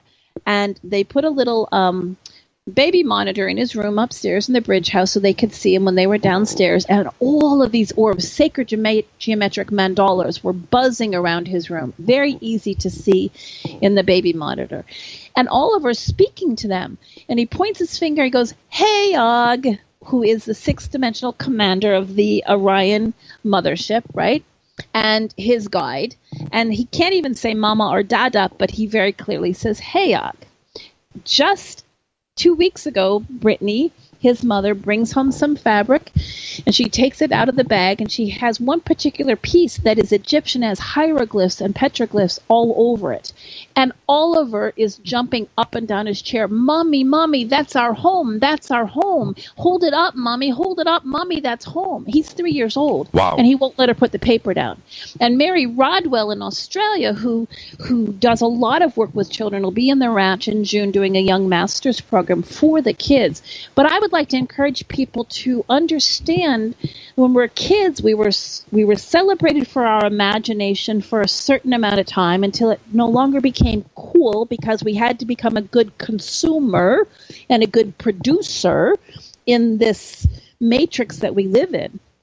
But when we understand that imagination is the doorway to the other realms, and we can allow our disbelief to be suspended, it doesn't mean to let go of being discerning, right? But rather than saying it's just my imagination, say, hey, maybe that's my imagination, let's see where it takes me, is a way to open up to all this magic. I wanted to say to you personally, we got the pyramid today. Oh. And I'm holding it up to the cameras again. I've done this a few times. But Ashley, this is unbelievable. Well, James wanted you to have that. And Michelle is our dear friend in Vegas who makes the organite from Light the Light. And that's the organite that we sell at the ranch. So that's from James. And he said it to you guys. She is pretty amazing. She's a goddess. Yeah, we've got a few organite pyramids here. We've got a few pyramids. Mm-hmm. I have never seen anything like this. It glows. Mm-hmm. It just glows. You hold it in your hand and you're looking, the way it absorbs the light and reflects out. It's just incredible. Thank you. It's right. I'm holding it. It's right here. Listen to this chunk. Thing is beautiful. Absolutely. Thank you for that. Now, you mentioned earlier the Tibetan bowls, and you just got one. And you guys have the singing bowls there, and I went out and did that ceremony in the middle of the ring with Lori and Teresa Yanaris and Rita. Now, that was pretty... and I have never discussed actually what happened to me out there. I found it to be very, very personal and very, very deep.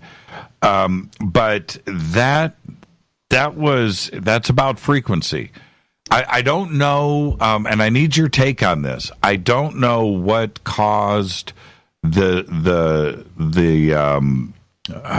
my experience. I don't want to get into the details of it, but my experience, because the singing bowls were happening. Lori, I think Lori was singing, right? Mm-hmm. Probably light languaging and singing, yep. But I don't remember any of it. That's the other thing. I don't remember any of it. What is doing that alignment at that moment? Again, I didn't volunteer. I was taken. Okay, so but there's frequency going on with the bowls and Lori's singing. Can you tell me? And the medicine wheel and the land, and again, right, your own higher self. So right. When we understand that source is a frequency, right? It is a vibration. It's quantum physics. These dimensions are higher and higher frequencies and attunements. You had 3 beautiful divine goddess beings holding space as well, right? And the beautiful thing about sound frequency is it's able to get past our beautiful mental bodies that question everything, right?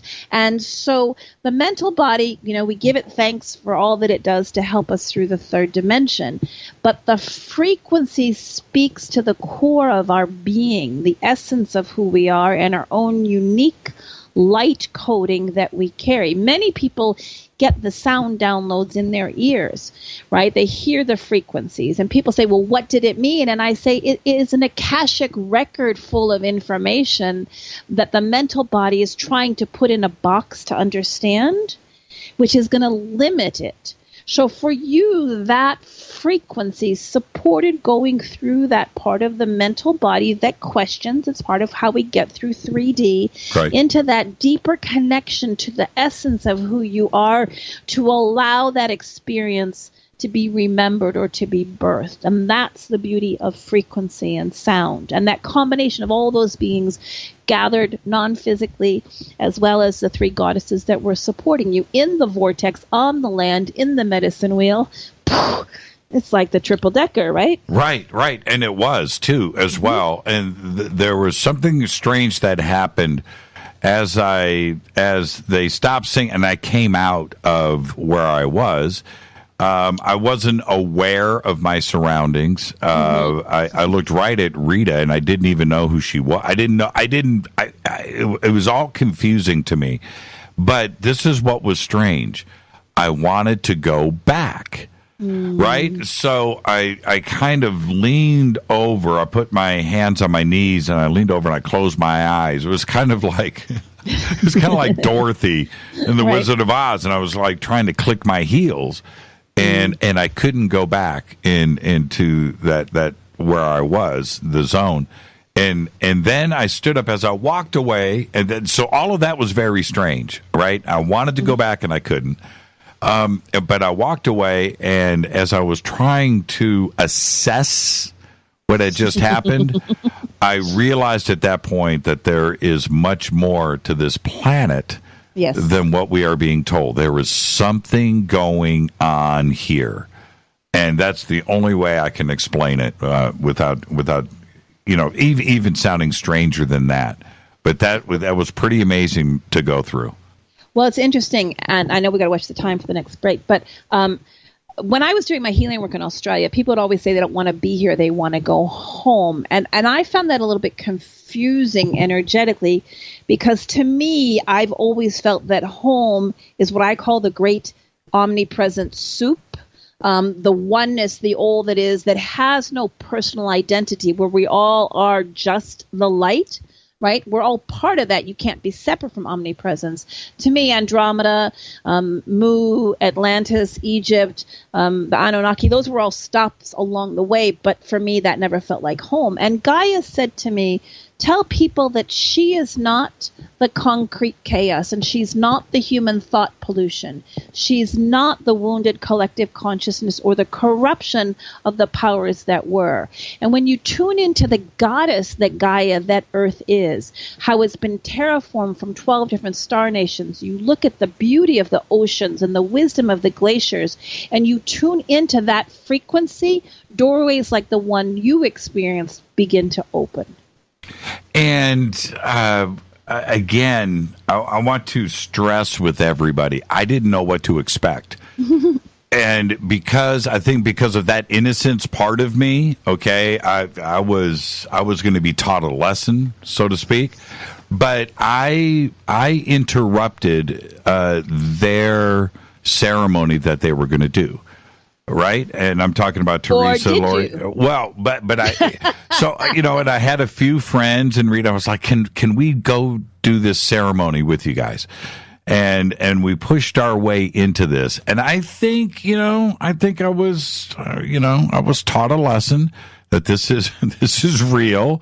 This isn't just walking around a medicine wheel at sunset enjoying nature. There's something else much more sacred about this. And I was shown, I was taken. I didn't know what to expect. And, and if I was expecting something, Ashley, then I might have ruined it. And that's the mental body trying to dissect it, which we love the mental bodies, but be with it, experience it, right? Trust it. And when I talk about Gaia and the beauty, what I'm talking about is the doorways and the multidimensional stacking that is here, right? John Vivanco talks about that in the interview that James did with him about the mountain and the multidimensional stacking of the different realms. And when we come back, I'd like to share a little bit to you about something that happened to me when in this realm disappeared. Right. Oh, now that's funny. That's funny. Let's take a break right here. And when we come back, I do want to talk about the Roadshow. Mm-hmm. I do want to spend some time on the Soul Tech Conference for everybody and what we're going to be. I'm so excited with that one. I can't wait. Well, there's a reason why we chose ECETI for this. Nothing else was to be considered. Our guest tonight, Ashli. I'm your host, Jimmy Church. This is Fade to Black. We'll be right back.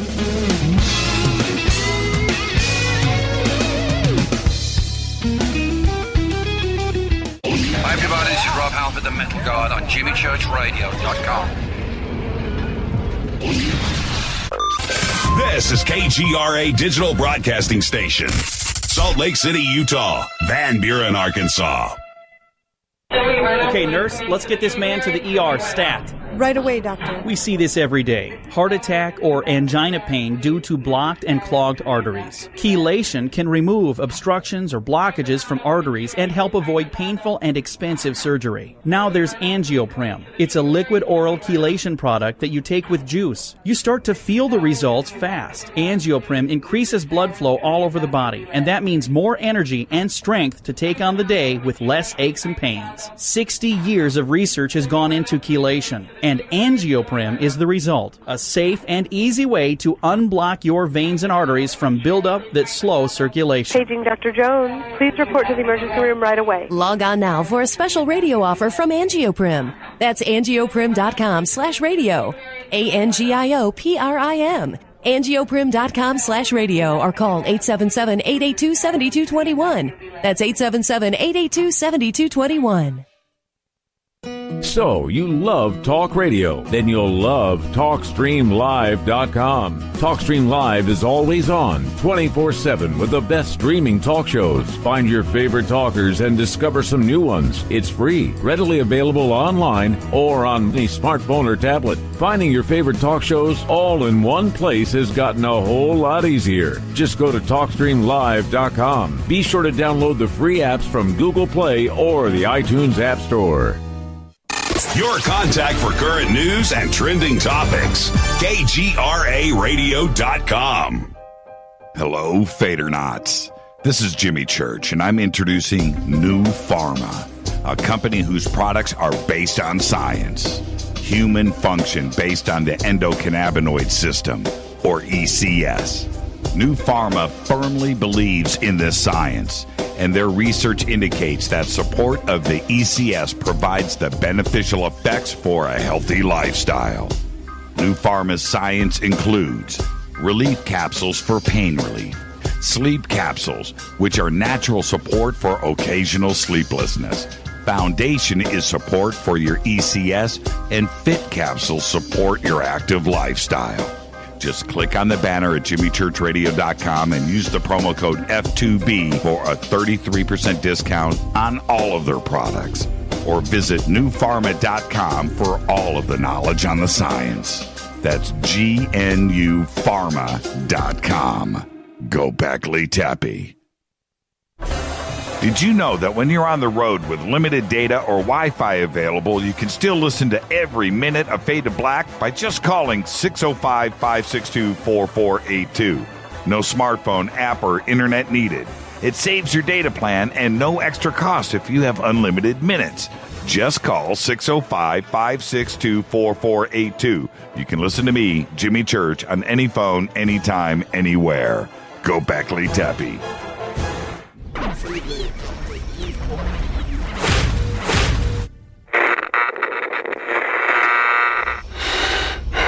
You want to know a secret?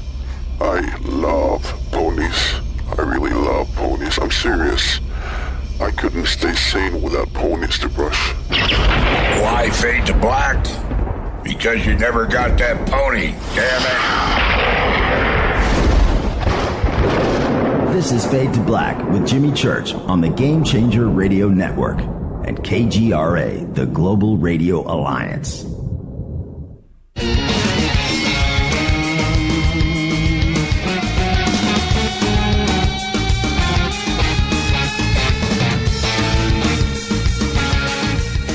Welcome back, Fade to Black.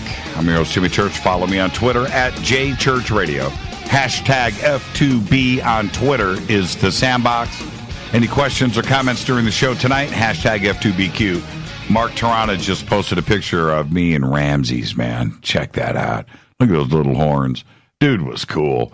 Ashli, you should see this picture, man. And he had such personality. He was just absolutely incredible. He's spoiled rotten. The life of Riley. Okay. I wanted to talk about the Roadshow. It is currently going on. We just posted the Roadshow schedule. What are you doing? Is this ECETI extended? Well, it is kind of. It's a two-part that I start with talking about multidimensional contact and what I call true disclosure, where James and I talk about disclosure, which really comes from within. And so the first half is talking about how to expand into contact, understanding some of the ways to experience that.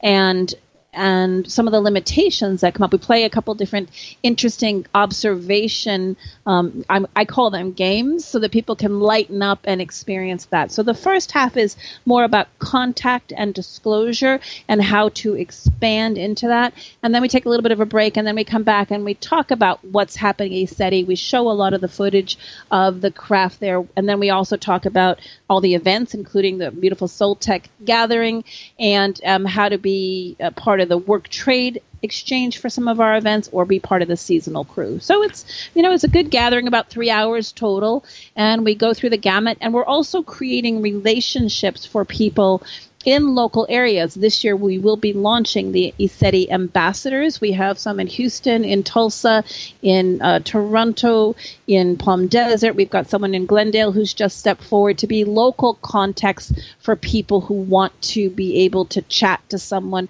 who that has had similar experiences. So I'm excited about that part as well. So I'm looking at the schedule. Today is the 26th.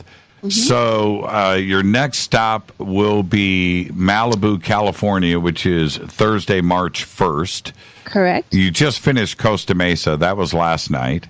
Yeah. So it's March.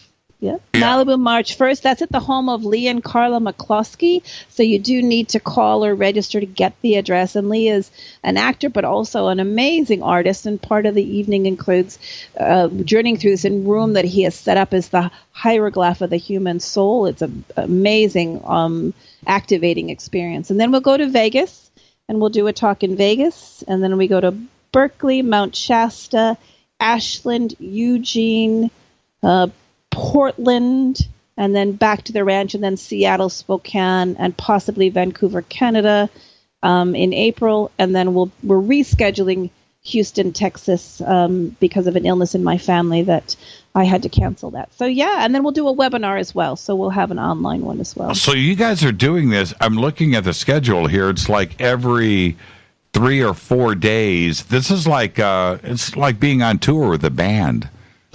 It is, but it's such a joy. It is. I'm so honored to be able to do this and to bring people together and to see their eyes light up and get that gratitude afterwards.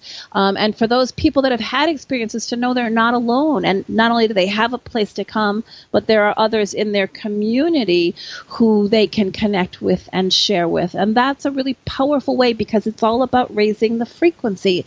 The more we step into who we are, the more we raise the frequency, the more the matrix fades away, and I'm ready for it. I don't know about you, Jimmy. Oh, we're right there, fully engaged. Well, all of this is exactly why, after our experience, okay, let me explain something to the audience, and I think you understand this, Ashli, but it needs to be said. What Fade to Black has always been about, and the Game Changer Network, was to build a community organically of like-minded people that want to be here, that are seeking truth and knowledge, and to push the boundaries out beyond that community and expand it. That was always our goal. Sounds good, right? Mm-hmm. Sounds good on paper. Sounds awesome. It sounds good. How do you pull it off? Mm-hmm. Well, because of that, you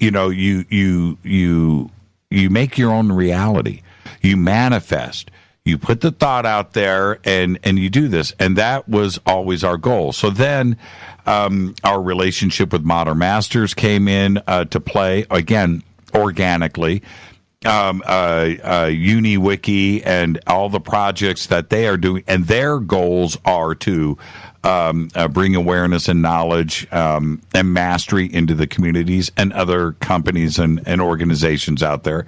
Everything started to fall into place, and we knew that we needed to, not wanted to, needed to put a conference together to teach.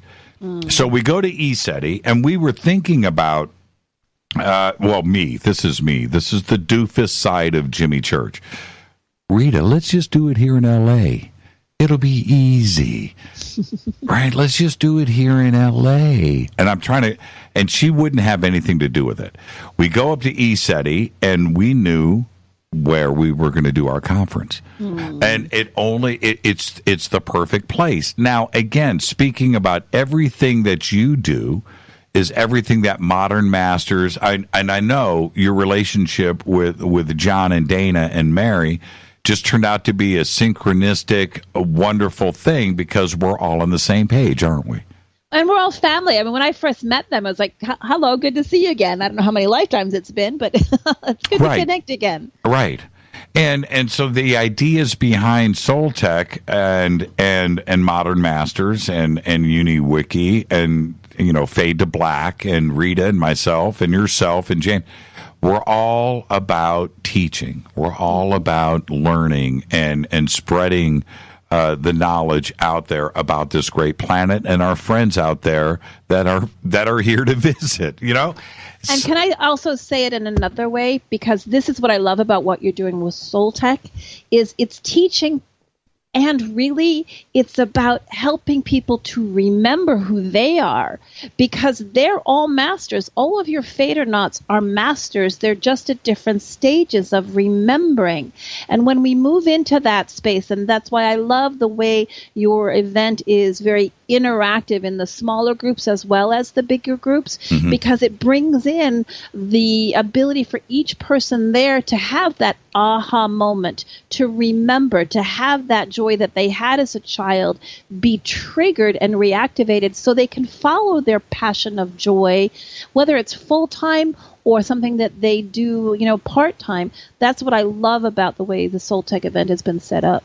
And again, to push it one step further, we wanted to, Rita and I wanted to have everybody share what we experienced at ECETI. Sure, it's Bigfoot and UFOs. Okay, yeah, okay, and that part is great. Yeah. But the other part is the memories and the feeling that we had as we got there and as we left. I want everybody to go there, experience Soul Tech, and then not want to leave. Have that feeling that we got, where you've made friends. You don't want to say goodbye. And these are memories that are going to last a lifetime for everybody. And yes, it's about teaching, but there's this intrinsic thing that happens to you there, and it's a transformation. But I want everybody to experience what we went through.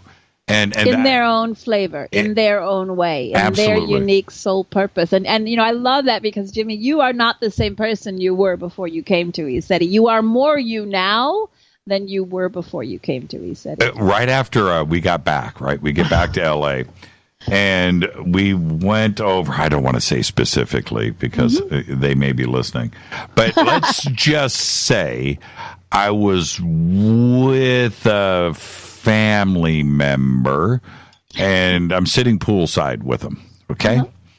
And he's like, man, so what's going on? And I looked at him, and I go, I don't want to be here. And I was almost angry, right? What do you mean? And I said, man, I'm just letting you know that there's something else than this. There's something else to life than this. And this is great, and I love you, man. But I just don't want to be here right now. And that is crazy talk. But that's where Rita and I we really saw it. We really felt it. And that's the magic. So if there's a way to make that happen through Soul Tech, and really, John and Dana get it, right? Yes. They totally do. But they're young, right? They're not you and I and Rita, right? And they come from another generation that absolutely thrive on spreading the knowledge and fixing this planet and trying to figure out what's going on. That's what they are about. But they come from it from another place than you and I do. And I really enjoy their enthusiasm with this. And so the way that this was put together, that was the goal from the very, very beginning. And I think we got it. What do you think? I think look at the different presenters, all the different flavors with Jason and Michaela, yourself and James and Holly and all the beings that are speaking there, right? There's such a good flavor of that. And what I love is, I talk about this in the Roadshow, some of the people that are, of our generation, right?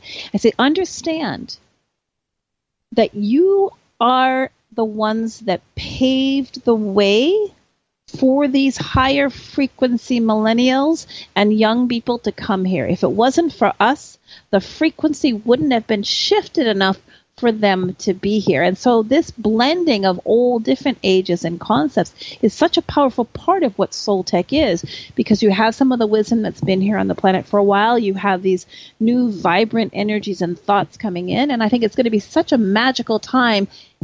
And I encourage people to leave expectations at home and just come and experience. What is it about these millennials? What is going on? This was my take. I thought that I would have to sit down and explain, right, and to tell them what's going on, and the history of ufology and ancient Egypt and these sites around the world, and I would have to take the time to go and this exhaustive thing. That's not the case. These millennials, they know what's going on, and they are students of the history. They get it. And I think that's exciting. As much as it looks like things are still chaotic out there, I would say it's such an exciting time to be on the planet when I'm willing to be authentically who I am, right? And speak my truth and not wear a mask to fit in. Because when we wear a mask, that's the frequency we put out, and that's what we attract. So we can't be upset that there's no one who understands us if we're not being authentically who we are. I'll tell a quick story that makes people laugh. When I was in Australia, I planned corporate conferences around the world for clients like Don't Hate Me, Pfizer Pharmaceuticals, Rupert Murdoch's companies, and Microsoft. And I would go into these meetings and pretend that I just did, going sailing on the weekend in Sydney, until my higher self finally said, enough of this, speak your truth. So I would go into the boardroom with a big company like Microsoft, and they would say, what did you do this weekend? And I would look around at these guys, and I was in my 30s, and I would say, well, a bunch of us went down to Bondi Beach just after sunset, right? We did a meditation. We had blankets out, and we were just being in our hearts, and we were connecting in. And this Andromedan craft came over, and I had this downpouring of love from my Andromedan star family, and they helped me to recalibrate some things and remember some things. And it was such a beautiful night. What did you do? And I stopped. Right? And of course, some of them rolled their eyes, and I'm sure my boss got one or two phone calls saying, can we get a different account executive? Right. But you know what happened? What happened? I would get one or two phone calls from directors of departments, senior vice presidents saying, can we get together for coffee? I've been having these experiences, and there's no one I can talk to that won't think I'm crazy. How cool is that? And so I became a person who, because I didn't care if I lost my job, I didn't have to worry about feeding any kids or keeping a roof over my head. I was, young and carefree. I became the one that was able to speak to them and listen to them and encourage them and hold space. And even some 2 or 3 years later would find me and say, I thought you were completely wacko in that meeting, but I got to tell you, I've been having these experiences. So I encourage people to play with being their authentic selves, because the more you do that, the more you find there are so many of us out there. right? It's Right. just being comfortable enough to be authentic and not care what other people think. And there's when Soul Tech started to come together, with Dana and John and Rita putting this together with you. This is ultimately, this is what ended up happening, and this is what is really funny. We have this young, vibrant lineup. Young. Jason Quitt, right? Michaela Sheldon, amazing. Yep. Teresa Yanaris, Matthew Ryan, and Holly Marie. And ultimately, you know what is happening here? You, James, and I are the old people in the room. Well, we have to hold that space. It's all right. There's nothing wrong with that. How cool is that? Awesome. It's awesome. And that's what's exciting about it, is seeing that happening cross-generational and seeing these new, flag carriers coming in. And that's exciting. Well, you, Rita, Mary, James, myself, Lori, we'll have the old people's table. We'll eat over there. And we'll let the kids run around and teach and have fun. But it's the way that this ultimately got put together, and it just makes sense. Well, and I think there's that balance of, everyone's bringing something to the party. Everyone's bringing a different gift, a different flavor, and that's what's exciting. I love working one-on-one with individuals from, it doesn't matter. I've got 90-year-olds and, 15-year-olds that I do with my spiritual counseling, and it's all about bringing that esoteric, that experience of what they know is real or wish is real into the 3D life. And the 3D life and the 5D life are blending. Our feet, we're moving between both of them. So it's not something that's out there anymore, right? And so on the Wednesday night teleconference calls that I do, we're starting a new series March 14th on DNA activation and contact, and that's all on the ECETI events website. But also in the talk I'm going to be doing at Soul Tech, that joy I get from supporting individuals in taking that esoteric multidimensional and bringing it into their 3D life is such a powerful way to continue that opening and expansion. And I'm honored to be amongst some of these other speakers, all the other speakers. Rita just sent me a text, and she said, wait a minute, ask Ashli about holding the space. Explain. Oh dear. Can you do overtime with me? We're going to head towards a break. Okay. Absolutely. I'm going to hold you over. Okay. So I'll let you go ahead. Explain holding the space. Part of my role is I'm a battery. And so I hold space at ECETI. A lot of people don't realize what that role is. And a lot of people hold space in different parts. But when you're holding space for a creation, it's like you are a womb of new birth, right? And you hold space for people remembering who they are. You hold space for people to step into their light, to acknowledge what their own wounds are and release them. And then you hold space for it all to come together. In a way, Rita holds space for you with your radio show, right? And all that you do. Right. I mean, she is this battery, this frequency that holds space. And that's similar to what my role has been at ECETI. And there has been many times when there have been attempts to move me out of that role by lower level forces. Like I said, I've had reptilian barbs thrust in my heart. I've had people I hold very dear to my heart be infiltrated and attempt to push me out. And that's the beauty of my relationship with James, my brother, that he understands who I am. Even if, I'm not flashy, I am this battery that holds space, and that's what I do. Why is it that there are those out there that, because he said he's such a special place and so cool, but then there are those out there that don't want it to be this cool, happy, fun place, that they want to to speak negatively about it. And I can't imagine a negative thought, being projected out of ECETI. You know, and there have been, and you and I have talked about it, and there's been a couple of specific things I don't need to be bringing up. Right. But why would they? Is that part of the negative aspect of what we are battling anyway? Well, again, remembering that ECETI is a vortex and a frequency, right? Right. And so with this frequency, we're all being invited to step into our multidimensional selves, right? But if there's old childhood wounds we haven't addressed, right? If there's old past life or parallel life wounds we haven't addressed, or if you're part of a control program like the powers that were, right, that want to keep people enslaved, you don't want people to step into this frequency. So we tell people that are considering being part of our crew, and we're taking it up several notches this year after what we went through last year, but that your entire time at ECETI is an initiation, right? And honor the fact that your stuff is going to come up. And when you look within and say, what is it within me that's wounded that is bringing this up, that's when the healing happens.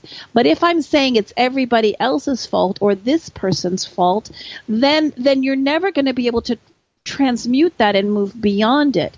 And so many people are comfortable with their wounds and comfortable in the status quo, and they're afraid to expand into who they are, right? So there's many different layers of this conversation. I'm blessed and grateful for everything that I've gone through the years at ECETI. But what a lot of people don't know is anytime I have an interaction, I become somebody's stepmother, whatever authority figure they don't like. Right. But every time there's a situation like that, I go to James and I say, James, let's clear what of this is mine, right? What of this is mine? Because that's how we journey in our self-mastery. It's not about me being wrong. It's about what's coming up. I'm grateful for this coming up to clear. That's how the chaotic 3D world that is going on out there is going to shift when we all acknowledge and move past those ones. So part of it is the powers that were don't want people waking up, and that's the hard part with the AI and the pulsing and all that stuff that happens. And then those lower level entities and reptilians will come through people, sometimes through those that are choosing to get high, sometimes through people who are choosing not to own their stuff, and create disturbances. So, I look at it, we laugh, James and I laugh and say we must be doing something right. Right. If people are that frustrated with us, if you get blowback on a show you do, you push somebody's buttons. So congratulations, you must be doing something right. Now we're gonna head towards a break here, but I have to ask, how's Charlie Brown? I haven't seen Lori in a while, so I'm sure he's doing well and keeping everybody laughing. Charlie Brown, what kind is he like? He's a dachshund, I think. He is a dachshund, long-haired, I guess you would call him, right? Yeah, I don't know. I don't know. I don't know either. But this guy owns ECETI. I have never. Yeah, he's a little bundle of energy, But Jadar is really the shaman of ECETI. Right. Jadar is our 25-year young shaman puppy who is an Andromedan being in a dog form. And he is, there's a beautiful picture of him looking up at orbs and the light from his eye to the orbs. And he's 25 years young, and that's the power of the vortex. That Jadar is still around. So Charlie Brown is Charlie Brown's a little bundle of energy that makes everybody laugh and is a big ball of love. And Jadar is this wise, old Andromedan soul who, if he was a real dog, would have left the planet about 8 years ago. Sure. And he's still with us, and we're grateful for every single day he's with us. And it shows the power of when you walk that field of dreams and that vortex, and you ask for healing, what can happen? And he's definitely a representative of that. He's an amazing being, Jadar. Yeah, he's 25 years old. No, 25 years young. And you walk up to him and you look in his eyes. First off, he's got energy. It's all good. It's all cool. But you go up and he looks at you and he's like, dude, you're dumb. right. There is something going on there that is wow. Yeah, you're absolutely right. Let's take a break and let's do a little overtime, because when we come back, we're going to go straight to Bigfoot. I got. Oh yes. All yeah, right. we haven't done that yet. Yeah, exactly. So our guest tonight is Ashli. This is Fade to Black. I'm your host, Jimmy Church. She has been running ECETI for quite a while. She's seen everything up there. We've touched on a lot of things, but we haven't talked about Bigfoot. We're going to do that next. Stay with us.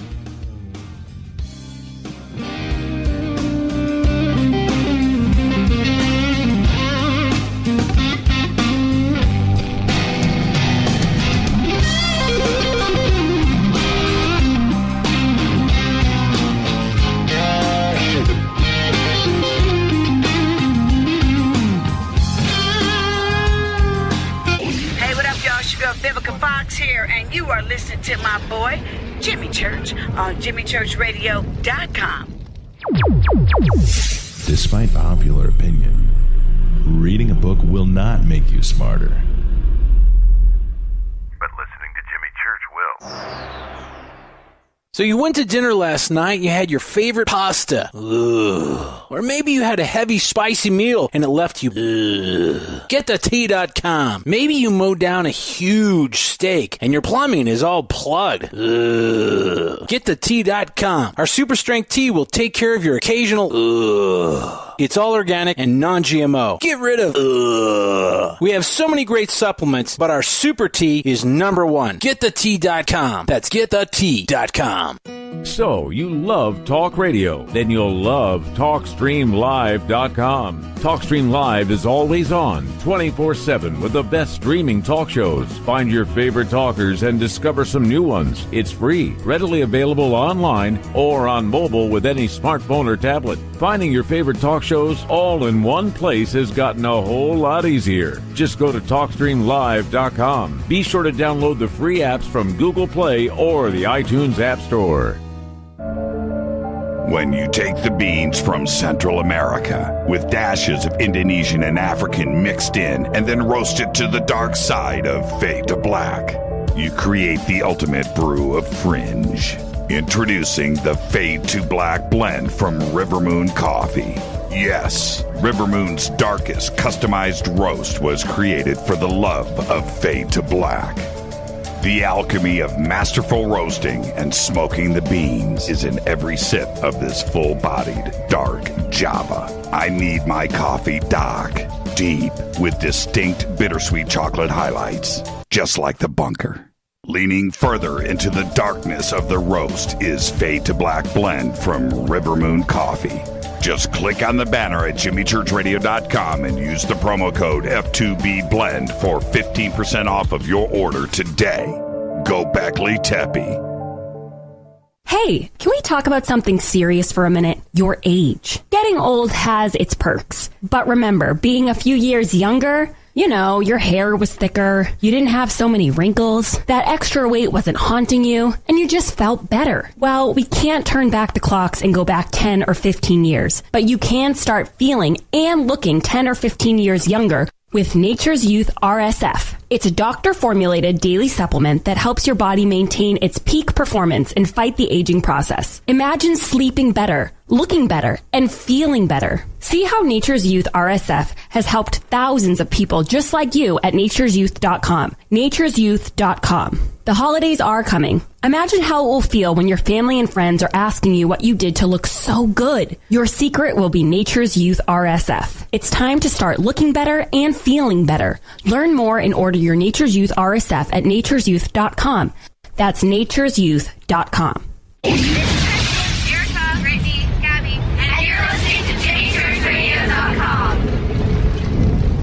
It's not a lifestyle we chose. We were born this way. KGRARadio.com.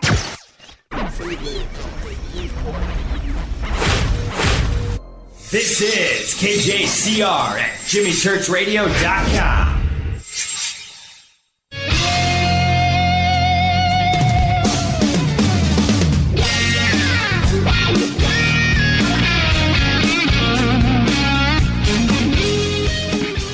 Welcome back, Fade to Black. I'm your host, Jimmy Church. Our guest tonight, Ashli. Talking about, well, we've gone everywhere tonight, but we're going to go. We can't talk about ECETI without talking about Bigfoot, Ashli, and I'm going to preempt this with this.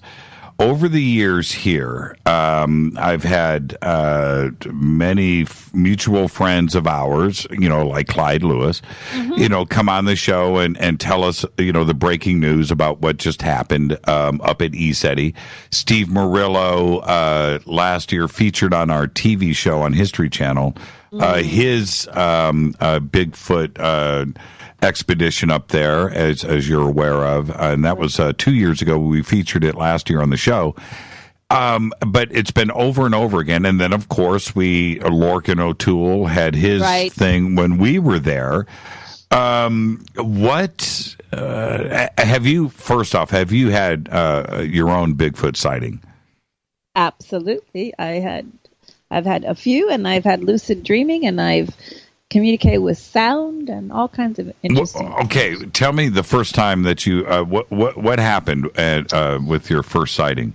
Well, so I had been feeling, again, I'm predominantly empathic, so I've been feeling the energy and the awareness of it.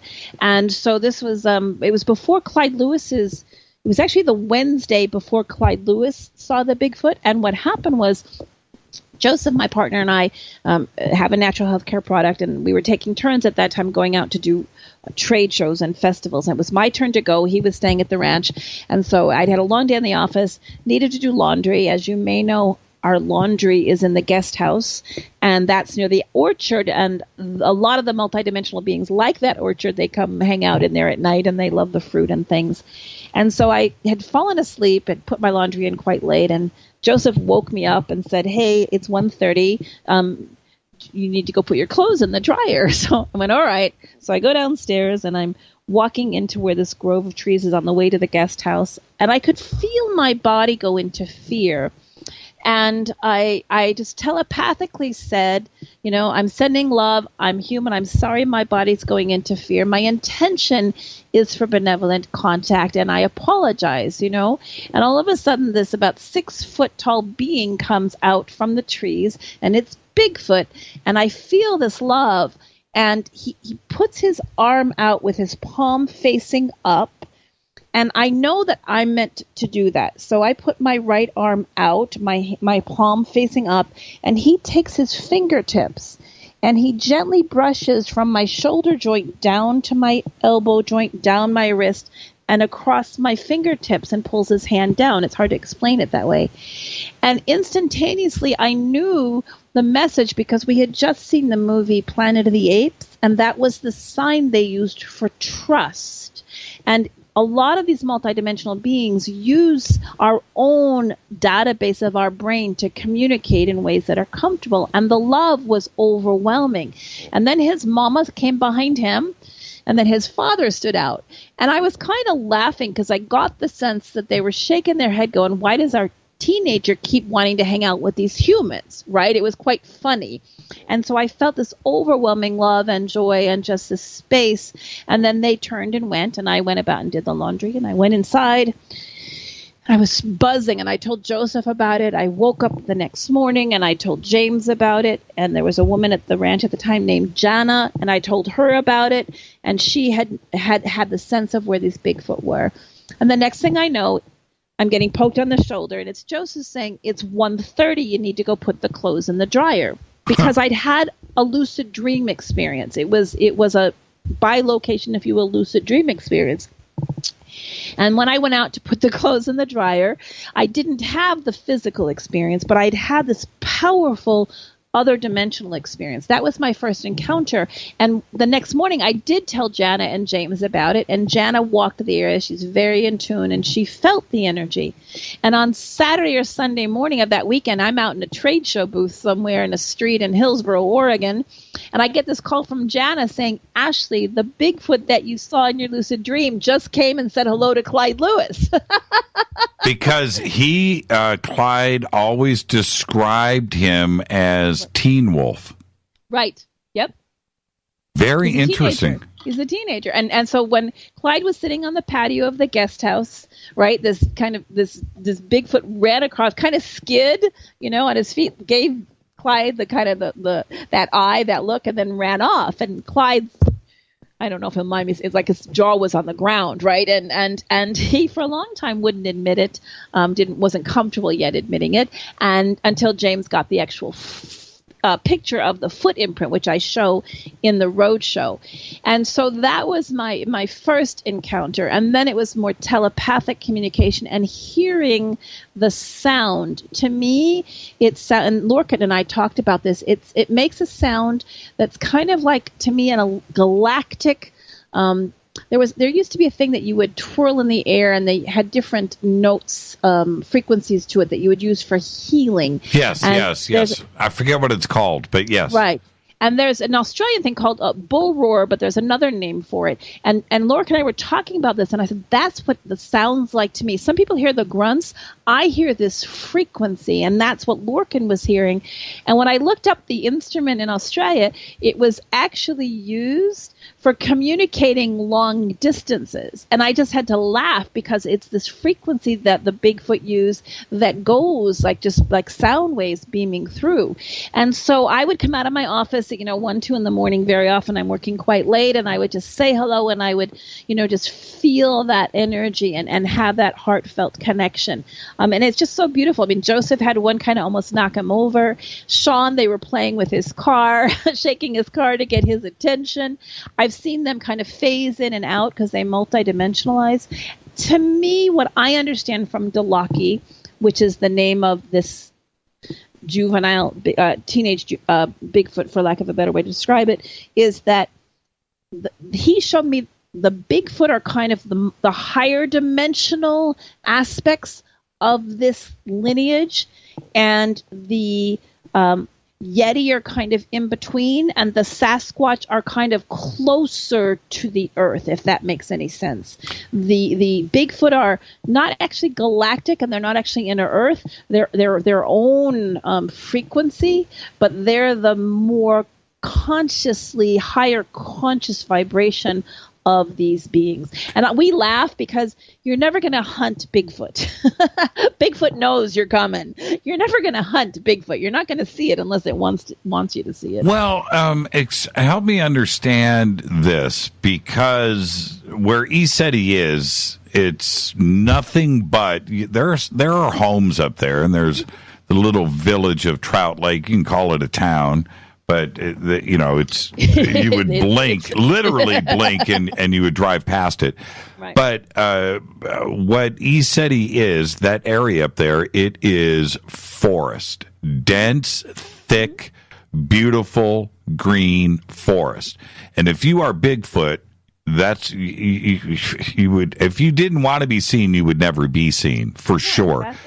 But so I could see them not being the interdimensional. I mean, just like any other species on this planet, to something that is living. But the other part of Bigfoot, which I'm believing more and more because I've always been very skeptical on Bigfoot, is the interdimensional aspect of it. Because if you look at what ECETI is all about,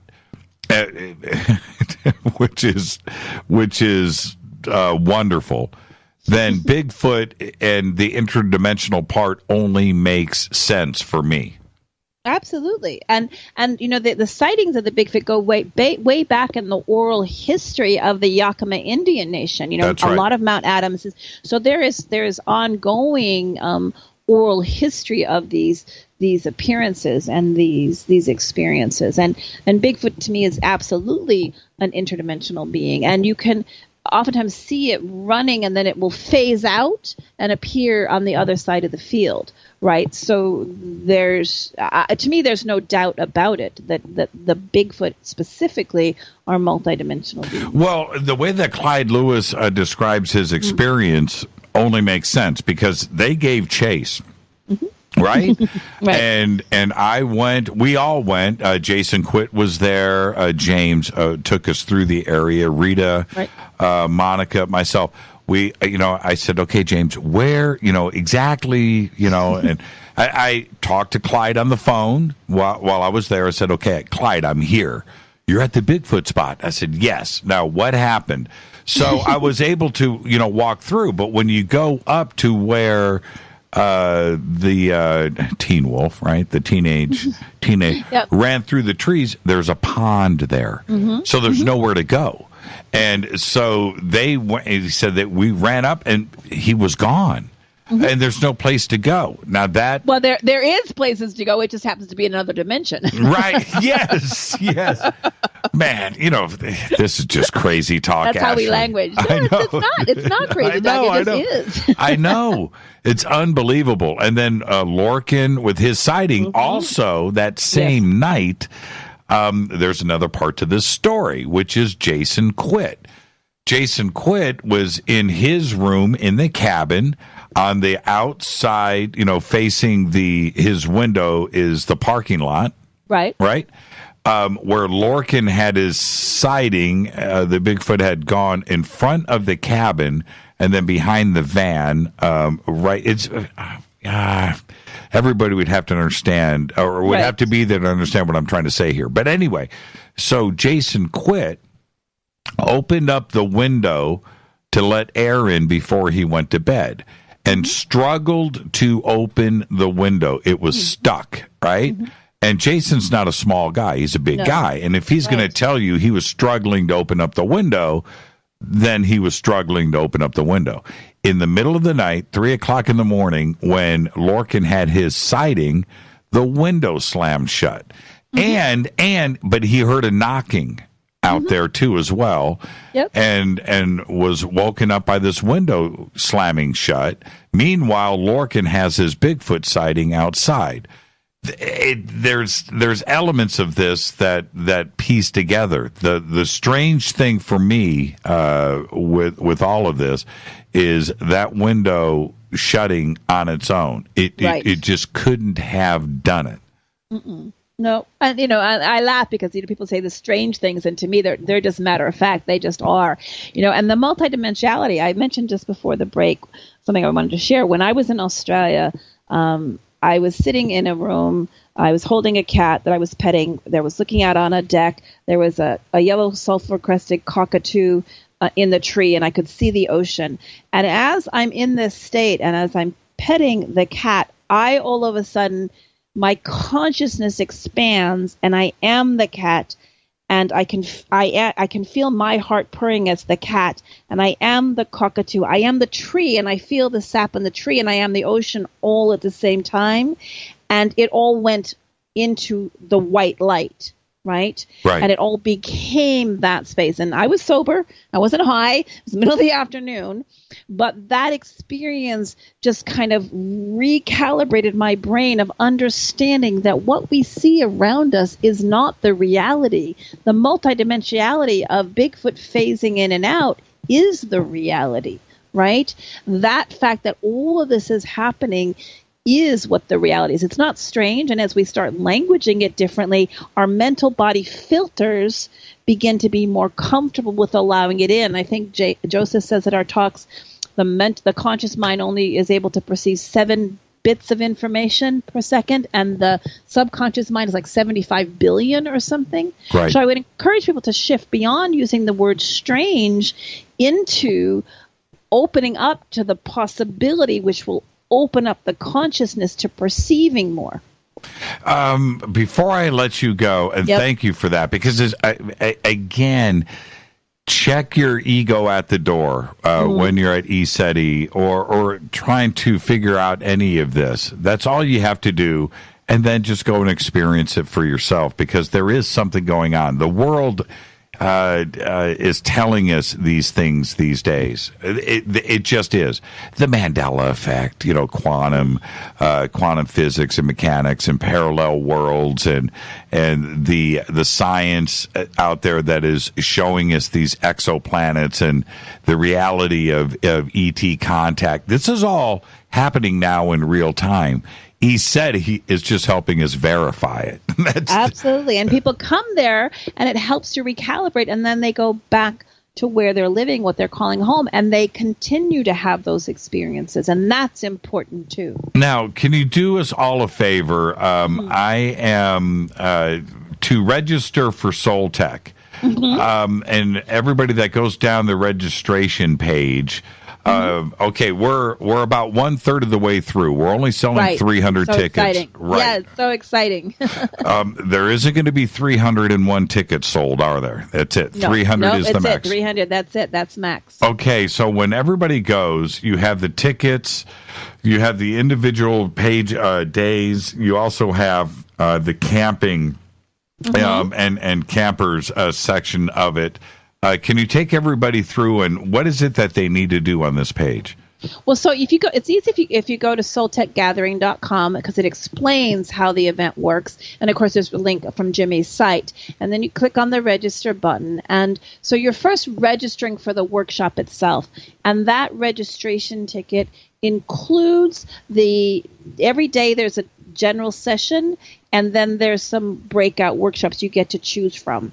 And we're keeping it intimate, so you have a half a day, you'll have a being in with 150 people in a lecture room, and then the other half of the day you'll be breaking out to choose which speakers you want to listen to. So you first pay and you click that, and then for each day you pick one talk per person that's registered. So if I was registering for me and Joseph, I would select 2 event registration tickets, and then on Friday I would select one speaker, let's say Mary and Jason Quitt, one for Joseph and one for me, unless we both wanted to see the same one. That's on the Awaken Day. The second day is Explore. I love these themes. You can see James, and your partner can see Holly.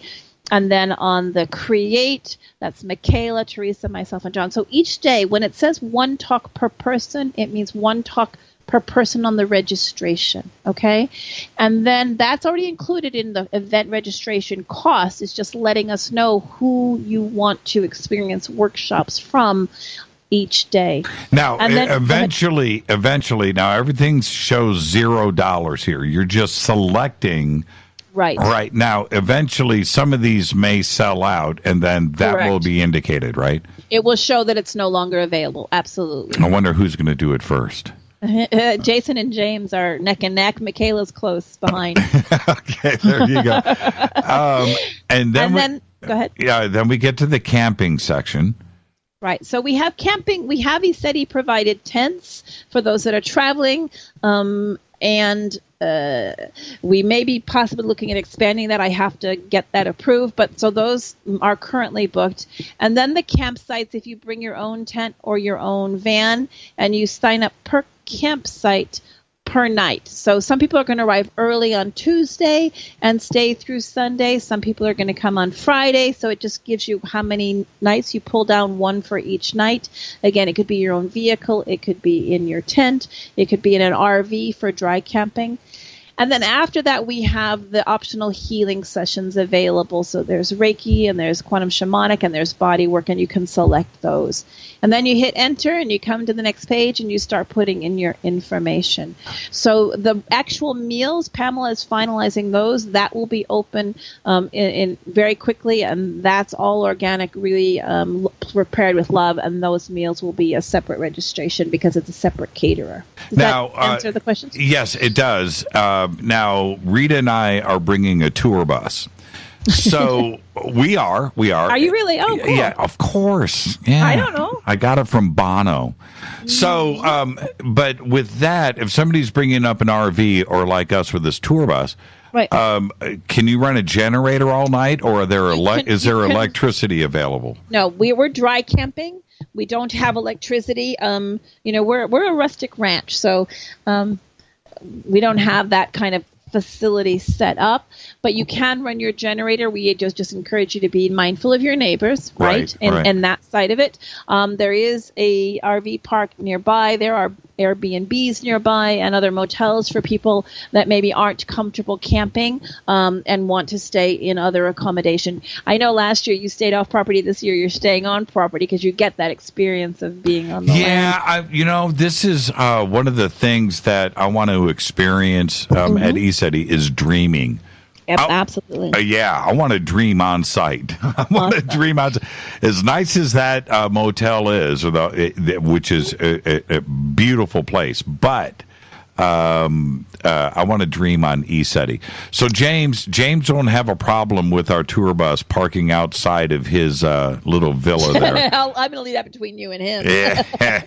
I do want to mention that we do have 10 rooms. Again, we're not a huge facility, but because we have all these speakers, the rooms are accommodated. The speakers are using the rooms, which is why they're not open on the registration page. But camping is really such a beautiful experience if you have the physical ability to do that. Yeah, so we've where it says, I want everybody to understand, the ECETI provided tents, everything is sold out right now, and thank you for that. I'm glad that we're sold out. Yes. But if we're looking to expand that, and when we do, we'll figure out if there's going to be a waiting list or how we're going to do that. But so don't be discouraged by that. Waiting list is a little bit challenging, but what we'll do is those that have already registered, we'll send out a notice to them first, and then we'll put it up on the registration page after we've given time for people that have already registered. It's exciting. It's exciting. It's going to be a fun event. It's going to be a fun event. Ashli, have much fun. Where are you tomorrow night? Tomorrow night, I'm still down with friends in Palm Desert, but Thursday, I'm in Malibu at Lee and Carla McCloskey's. It starts at 7 o'clock at night, again, on ECETIevents.com, or you can take the link from the Fade to Black website as well. So come on down. It's going to be a great experience. And safe travels. Hey, so I've got 30 seconds. I have to ask. Right. You're in Joshua Tree right now. Uh-huh. Well, yeah. Tell me it's going down. What have you seen in the skies? I've been working on my computer. I don't get outside. Oh, man. After the show, you've got to go right outside and look up. Yeah, it is such that. Here's the thing, Jimmy. I see them in my meditation all the time. Right. So it's not that I mean, and it's beautiful. It's a wonderful experience. I'm excited to show the footage at the Roadshow. But yeah, I spend time outside, but I don't do it every night, I admit. Oh, Joshua Tree. It goes down. Stunning. Yeah, Joshua Tree is Southern California's version of ECETI. Yes. Absolutely. Thank you so much, Ashli. All right. Ashli, my be love safe. to you and to Rita. Thanks for all you do. Yeah, thank you. Okay? Bye-bye. Be safe. Good night. Ashli from ECETI. What a great conversation. She is the coolest. And now we have the links up here for the ECETI Roadshow. I've retweeted it, but I'm going to see if I can. Let me see if I can get it out there one more time. Come on, let me do this. Okay, boom, done. I just retweeted it. It's right there. Here is the schedule. And she's going to be in Malibu Thursday night.